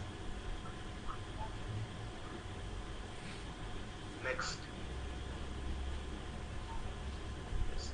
Yeah. First, we see the overview, the value of self-acceptance by self-compassion. Secondly, we appreciate how it has effects in improved healthy self-image. Thirdly, we understand the benefit of social relationship. And lastly, we try to find a collective way out the importance of better living in a better world in post-COVID era. Next slide, please. Next slide, please. Healthy, positive self-image. What is self-image? Is how we view ourselves, our capacity and potential. And what is our healthy self-image? Is self-acceptance with basic sets of ethical core value. This is very important, ethical core value. Yes, rightly said by a renowned psychologist, by Dr. Scott Day, our culture promotes wantingness. It is not enough to be who we are. We constantly receive the behavior that we can always do or buy something. Please share buy something to make us or our lives better. But we have to value self-acceptance to be self-accepting. We need to practice self-compassion to accept our basic humanness. You can be flawed, but it doesn't mean you have a bad person. Next slide, please. Now, I'm just sharing number of ways to build a healthy self-image and the benefit of having a positive view of yourself in the form of a question and answer. What is the self-image? Already shared. Self-image represents how we view ourselves and our attributes, capacity, challenges and potential. Whether people have a more positive or negative view of themselves depends on many things, including our personality and input we receive when we are young. But brains also have a negative bias. We tend to be more aware of what is wrong with us. For example, people can easily list words wrong about them. And very interestingly, that list tend to be longer than that's right. Please check it in your free time. Secondly, what is healthy self-image? It is really a very complicated question, but in general it's about self-acceptance. You can have areas you want to work on, but you should have a basic, solid sets of value and ethical core and accept your humanness. You want to notice and play to your attributes. For example, I'm a professor, but beyond that, I don't have much more about what I don't know. And there are no absolute to it. And it is always moldable. It is not fixed across your lifespan. So take the chance to alter it. No matter of your age or your stage of life. Secondly, experience and express gratitude. Say thank you after any good thing. Try to notice what you are grateful for and what role you play in those things. You will start to see your effectiveness in the world and in the lives with others. This action contribute positive self-view. Third one is others liberally. Did you note something good to another person? Praise it. Simply people who are secure themselves can easily celebrate the wellness, success and positive experience to others. Praising others can build your sense and self-centeredness. So do it from right now. And another thing is have a plan for self-growth and enacting it with the determination. If we don't make a dedicated effort to grow, it may happen anyway. But if we have dedicated, it will be happen in a lot faster, in a way powerful and robust. Anything that is systematic and requires some attention to personal growth can help you your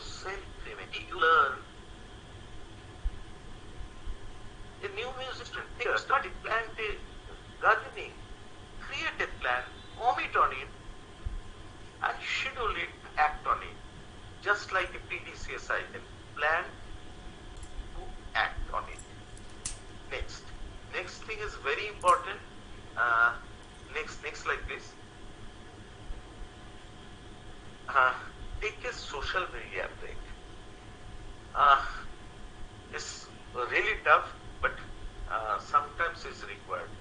Take a break, even long-standing ones also, from social media. One thing that's injuring people those days in social comparison from online image, sometimes my image is changed to Shaikh Khan image or some fuel insecurity, some other things. My mother died 5 years ago, so I pasted photographs and I received some likings. যেহেতু মা মারা গেছিল তাই 5টা like পেয়েছি. I am happy. So you have to change this social media sometimes. So keep in mind that you have to through some discomfort whenever you change something. So be prepared for some FOMO. FOMO means fear of missing out when you get off from social media. Your sensitivities, that part is very important because while everybody's experience is unkind, unpleasant, and negatively judging, some people are more sensitive to them than nowadays. Most of the people are saying all negative, blah blah blah. So you have to notice that some are sensitive to unkind, negatively judging, some have acted from DNA upbringing. First, notice how you think about and describe yourself. Notice if you think, try to make determining effort and not to be afraid of that. Next slide, please. Yes. Why is self-acceptance is so important? If we could come back to the person that we have always been with a new appreciation, then the better we function, we more effective we feel and studier our self-images. So lot of wisdom is required. Next slide, please. Next slide, please. This is very important from Chanakya. Knowledge makes you humble, and turn leads to happiness in the world. So knowledge is the important part, and knowledge, no alternative for that. Next slide, please.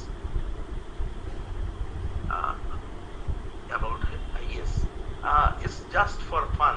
I came up with my own personal top 10 list of healthy behaviors and contribute to wellness and satisfaction one's lifestyle. First one is brush and floss daily to keep our teeth and gums healthy and free from diseases. Second one is get a good night rest. Well-rested people not only go better with stress, but may also have better control of their appetites. Third one is enjoy the regular family meals. This is very important. Being connected to family or friends is a powerful aspect of a healthy lifestyle. Smile, always smile and laugh out loud several times a day. Read the comics and tell some jokes and bring the happy feelings. And another important part is meditation. Meditate or pray at least 10 to 20 minutes each day. It helps lower your blood pressure. So no drugs or anything is required. No amlodipine is also required for your pressure control. And another important is walk. More step in your day.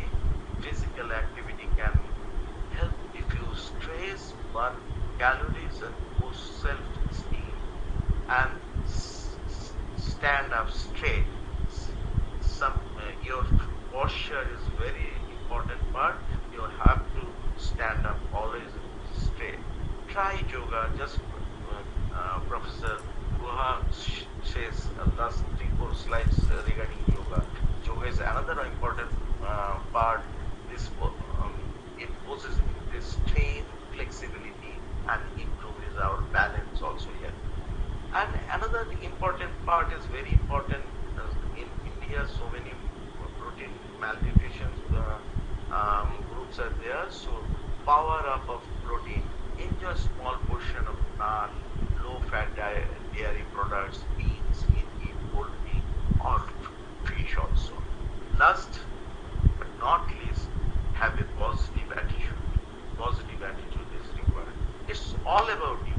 Your list of healthy lifestyle behaviors may be different from mine, but the most important thing is remember is that come back with difference in your health and well-being.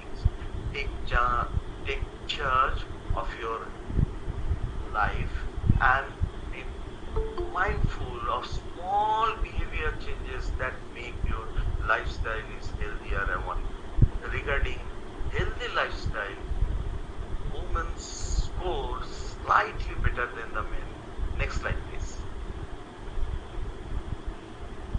Yes, Bibhuti says source is only fish. And second one is healthy physical activities level, which is measured as at least 30 minutes per day of moderate to vigorous activity daily. And another part is healthy body weight is already defined as a normal body mass index, which is between 18.5 to 24.9. Next slide, please. And next slide, please. And bad habits, simply no for alcohol, tobacco, nicotine, drugs. Next slide, please. Next slide, please. But there is a lot of pushback from big industry on that. If we have guidelines and laws helpful us to the life healthier, but companies are not going to sell as much as fast food, chips and soda. And for these companies hell-bent on making money at the cost of human life and makes them very angry. Next slide, please. Next slide, please. Yes. And they add calories and weight constantly by outstanding support. We are not bargain here also. We are very much fond of all this brand. Next slide, please. Next slide, please. Next slide, please. Next slide, please. Sadar, network থেকে বলতে বেরিয়ে দিন। Next slide.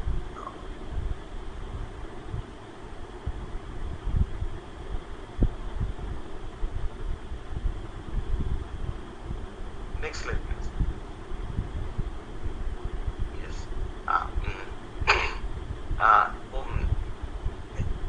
Useful practices are home food and healthy physical activities. Next slide, please.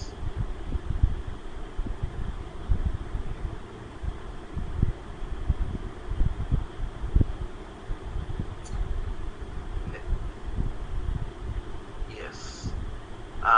First and foremost, let your goal be health and well-being. This is the key of success. Next slide, please. Yes. Next slide. Next clip. This is the picture. This is the picture of Father of Nation, Mahatma Gandhi. In 1937 to 39, he used this microscope in Shivagram, Wardha, for urine examination. And that time, from his book, this very interesting book. It is health and real wealth, and not a piece of gold and silver. Is it true that if a person is healthy, he can prosper in his life? Today, people are trying so hard to be successful that they forget to take care of the most important part of life is health. But in COVID period, everybody is conscious regarding that health. Next slide, please. And yes, yoga can be a part of your happy and healthy lifestyle. It offers physical and mental health benefits for people of all ages. It may, if you are going through an illness, recovering from surgery, or living with a chronic condition, yoga can become an integral part of your treatment and potential healing. And another thing is yoga can support the healing process and help the person experience symptoms and more centeredness and less. A yoga therapist can work with the patients and put together individualized plan and work together with their medical and surgical therapists. Next slide, please. And next slide, please. Yes, it improves strength, balance, and flexibility. Helps with the back pain relief. Can ease arthritis symptom. Benefits heart health. Relaxes you to help you sleep better and bring more energy and brighter moods. Help you manage your stress. Cannot you wish a supportive community. Connect you with supportive community. Promotes better self-care. Numerous studies in National Institute of Health US shows yoga's benefit in arthritis, osteoporosis, balance issues, oncology, women's health, chronic pain, and other specialties. Next slide, please. Next slide, please. Meditation is an age-old practice that helps to calm and mind and improve the concentration level, increase inner strength, and helps relaxation. It helps to seek deep rest in a proper direction. Meditation helps a person reduce his or her anxiety. It is also effective in increasing the immunity level. Next slide, please. Next slide, please. Yoga can decrease the secretion of cortisol, the primary stress hormone. This is very important. Yoga helps improve quality of life and mental health. And another thing is stress is a issue of hair loss. So reduce your hair and in COVID period. And next slide, please. Next slide is very interesting. Still a lot to learn. One spelling is wrong, just the R is missing. Next slide, please. Next slide, please. Focus is very important in your activity for your beauty or your physical health or any mental health or any. If you first you focus, just you check this one advertisement in one famous brand of show. This Lux from 1951 to 2016 and lost changes. So it's happening. It can't happen overnight. It will take some time also. Next slide, please.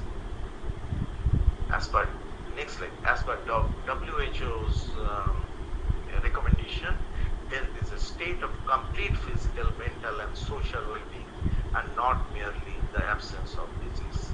Next slide, please. This picture says 1,000 tour. So eat, play, sleep, exercise, learn, and repeat. This is your cycle. Next slide, please. Next slide is another very important. Always you can do wonders under pressure. So pressure is very important. Some wonders. So next slide, please. Wellness is multifaceted approach to living that promotes being well in all areas of your life.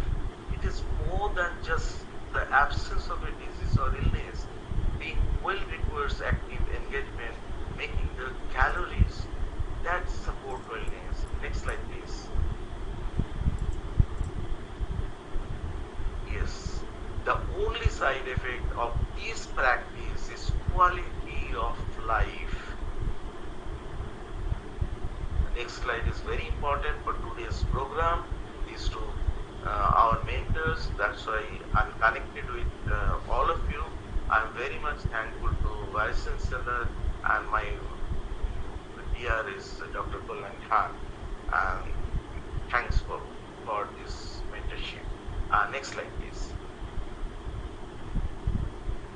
Yes, you can love your body. Even you want to change it, you must be the change you want to see in this world as per Mahatma Gandhi. Next slide, please. The balance. Next slide. This balancing act of self-love and healthy living. Next slide, please. Next slide, please. Thank you for patient hearing. Next slide. Next slide. And any question in after this program also, you can connect it with me in my institutional mail ID or my personal mail ID. Thank you. Thank you for patient hearing. Thank you. Thank you very much, sir. Am I audible? Yes, yes. Thank you very much, sir, for your enriching session. We have taken another beautiful journey on the path of self-acceptance, how basic humanness can be cultivated within ourselves. So, the path of praising, planning for self-growth, experience and expressing gratitude, breaking from social media, taking break from social media, noticing sensitivities within oneself, all these things sir have elaborated on beautifully, and with that he has elaborated on healthy lifestyle behaviors like small changes in daily life, adopting new healthy habits and letting go of bad habits, maintaining a positive philosophy, importance of yoga in doing so, and so on. Thank you very much, sir, from the core of our heart. And now we will move on to some questions that we have gathered that has come during the session. First of all, the first question is from Shujit Lakra. He says, can self-acceptance help in recovering from addiction?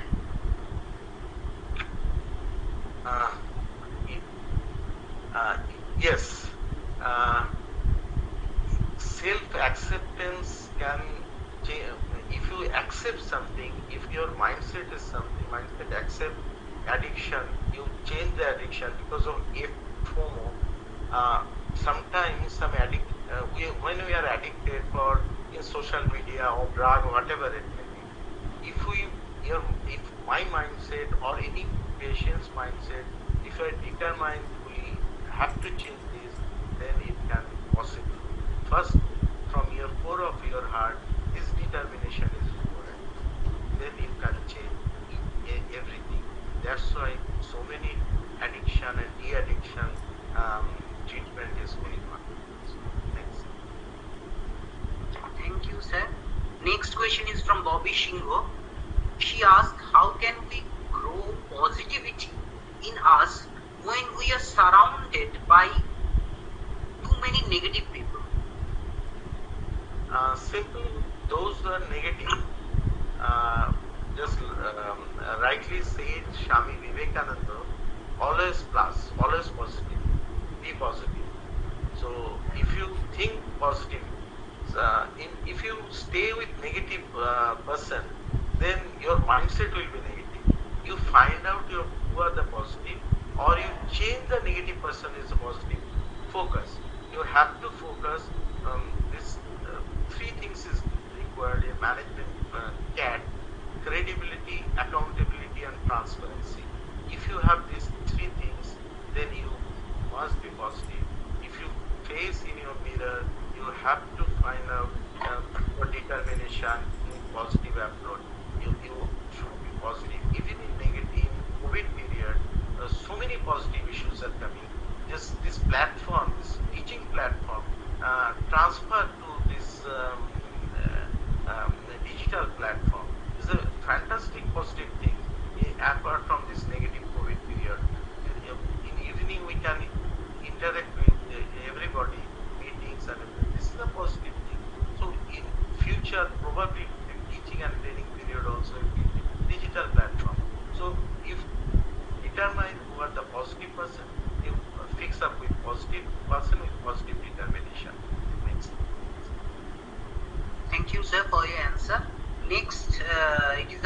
by Dawadem Bhutia the next question.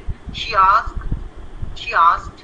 what important steps a person can take if he or she has experienced severe negativity early in his or her life due to some bad experiences.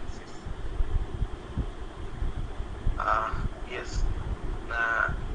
First, nowadays 2-3 things are available. If you are more negative feedback in your life or some problem, some psychological counseling is required. If that part is possible, then you go for that. And second part is you start your physical activity just like play, or you change your mindset from that part, or that you shift from that environment. For example, Siliguri have some bad incident with me, shifted to Kolkata or Bombay or Delhi for a job or any other practice. Then you can from location changes. Sometimes some medicine can help you for this purpose also. These 3-4 things is possible. And first and foremost is your determination is the first requirement. Okay, thank you, sir.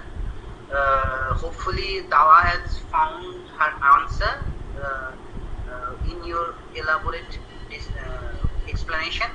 Next question was asked by Abhishek Shah, but I think you have given the answer within your speech. He asked how can we assure a healthy lifestyle. I think you have plentifully elaborated on this, so I am skipping this question. Next, Vitasha Kormukar, she asked, what should we do if an adolescent is going through some existential crisis?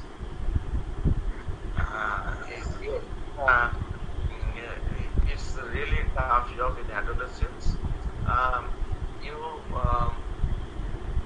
For caregiver should be friendly, and some cases, some crisis, if caregiver is not managing this crisis, you have to consult some clinical psychologist or psychiatrist for that reason. Okay, sir, thank you. Next, Prakash Pokhrel asked, sometimes stress leads you towards that level of denial of life. How to curb that negative influences?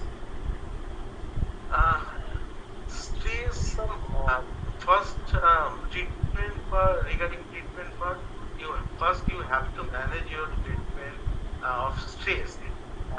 Source of stress is some condition is generating your stress. You remove this first. You identify this condition, which condition or environment feeling you stress. You remove this condition. You first identify and remove this condition. Then you improve your quality of life. Okay, sir. Last question. I am taking the last question of this session. That is from Vidisha Shortkar. Sir, as during this pandemic situation, most of us are in our home. We often take an afternoon nap for a long period of time. Is this habit harmful for us? Is this habit harmful for us? No. Yes, this is very interesting question. No. If takes 3-4 hours sleep in afternoon, is no harmful. If you work hard and after that also in morning session, if you burn your calorie, some physical exercise, cycling, some sports games, or if instead of lift you can use the staircase, that you can improve. Otherwise you gaining weight, and this obesity is again another problem, and source of diabetes another problem also. So have to take care of your BMI less than 25. Okay, sir. If with your permission, another question just popped up. I am just taking last one. It is from Prabhash Kumar. He asks, how can we make aware school-going students about self-acceptance?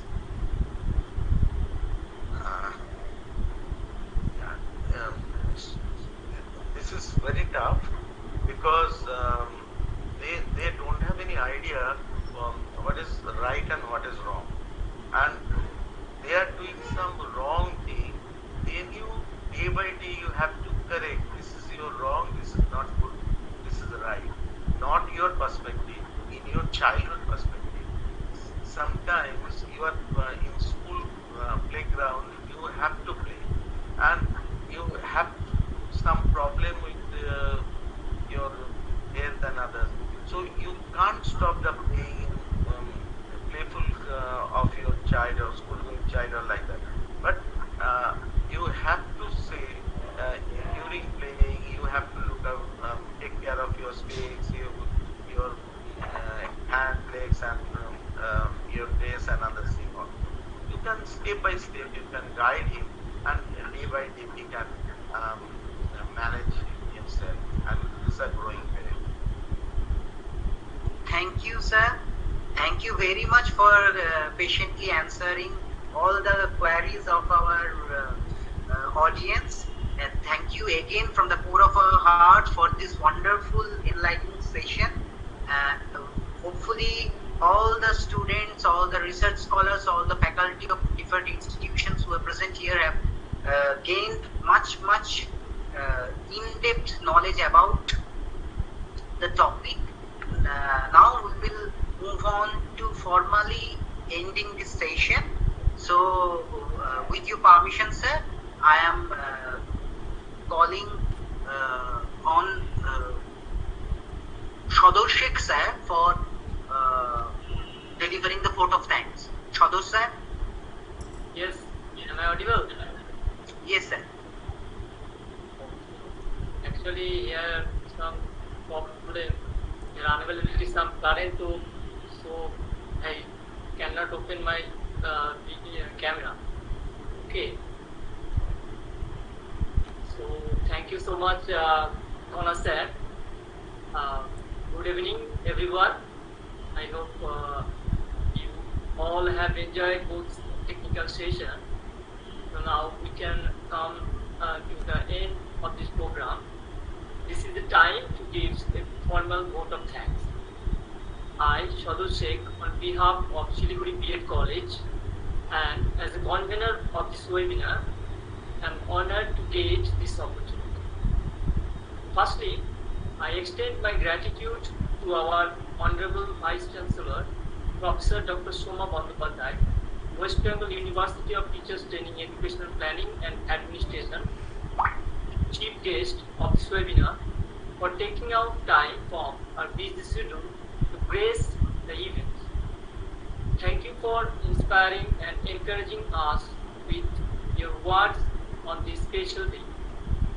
I extend my gratitude to the President of our college and Patron of this webinar, respected Dr. Kalyan Khan sir, for allowing us to conduct this webinar and supporting us all through. A special thanks to the chairman of this webinar, Dr. Bibhuti Sarangi sir, Principal, Siliguri B.Ed College, for providing immense support to make the webinar successful. I extend my heartfelt gratitude and thanks to our key speaker, respected Professor Dr. Debjani Guha Madam, Department of Education, University of Kalyani, and Professor Dr. Krishnajyoti Goswami, sir, Lincoln University College, Kuala Lumpur, Malaysia, for their valuable and inspiring speech to enlighten us. I like to specially thank all the guests of this today's webinar for their gracious presence and encouragement. On behalf of the organization committee, I thank Dr. Prof. Krishnajyoti, former registered West Bengal University of Teachers Training, Educational Planning and Administration, and ex-principal of our college. Professor Lieutenant Pradhan, Senior Fellow, ICSSR, New Delhi. I also thank Dr. Rajiv Shah, the Assistant Professor, Department of Teacher Education, West Bengal University of Teachers Training, Educational Planning and Administration. I also thank Professor Paramita Das, Department of Education, North Bengal University, Head of the Department of Education. Dr. Pankaj Kumar Sarkar, Assistant Professor, Jagannath Kishore College.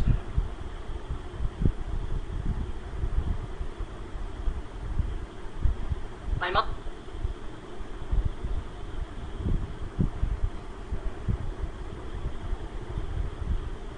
Sadar sir, your voice is breaking. Sadar sir. Most probably he is facing internet issues. And over. Okay, sir. Okay, sir.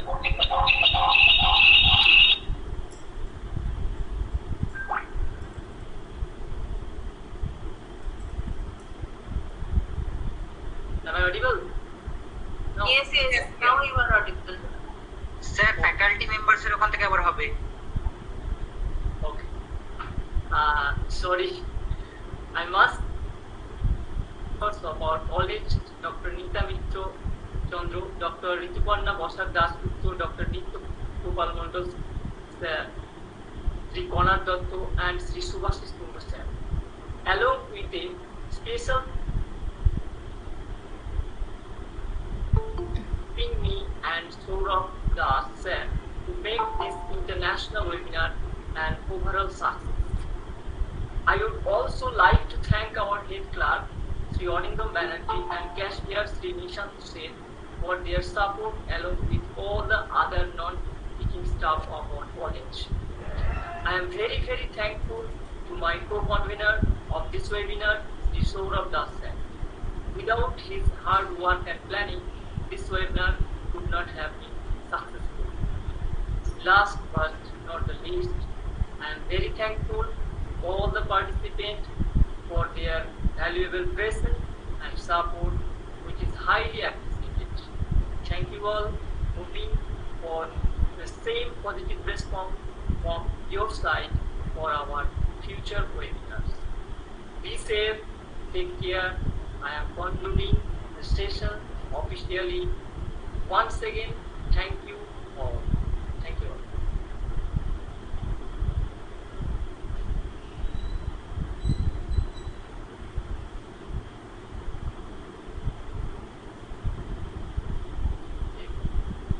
Thank you, madam and sir.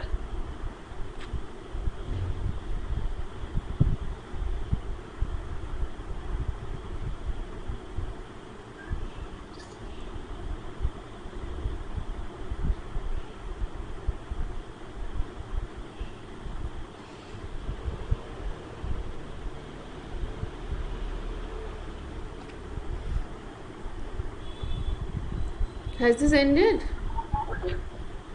Yes, actually, formally. I'll end the stream. Will I end the stream? Yes ma'am, end the YouTube stream. Sourav, please unmute your audio. Sourav sir, please.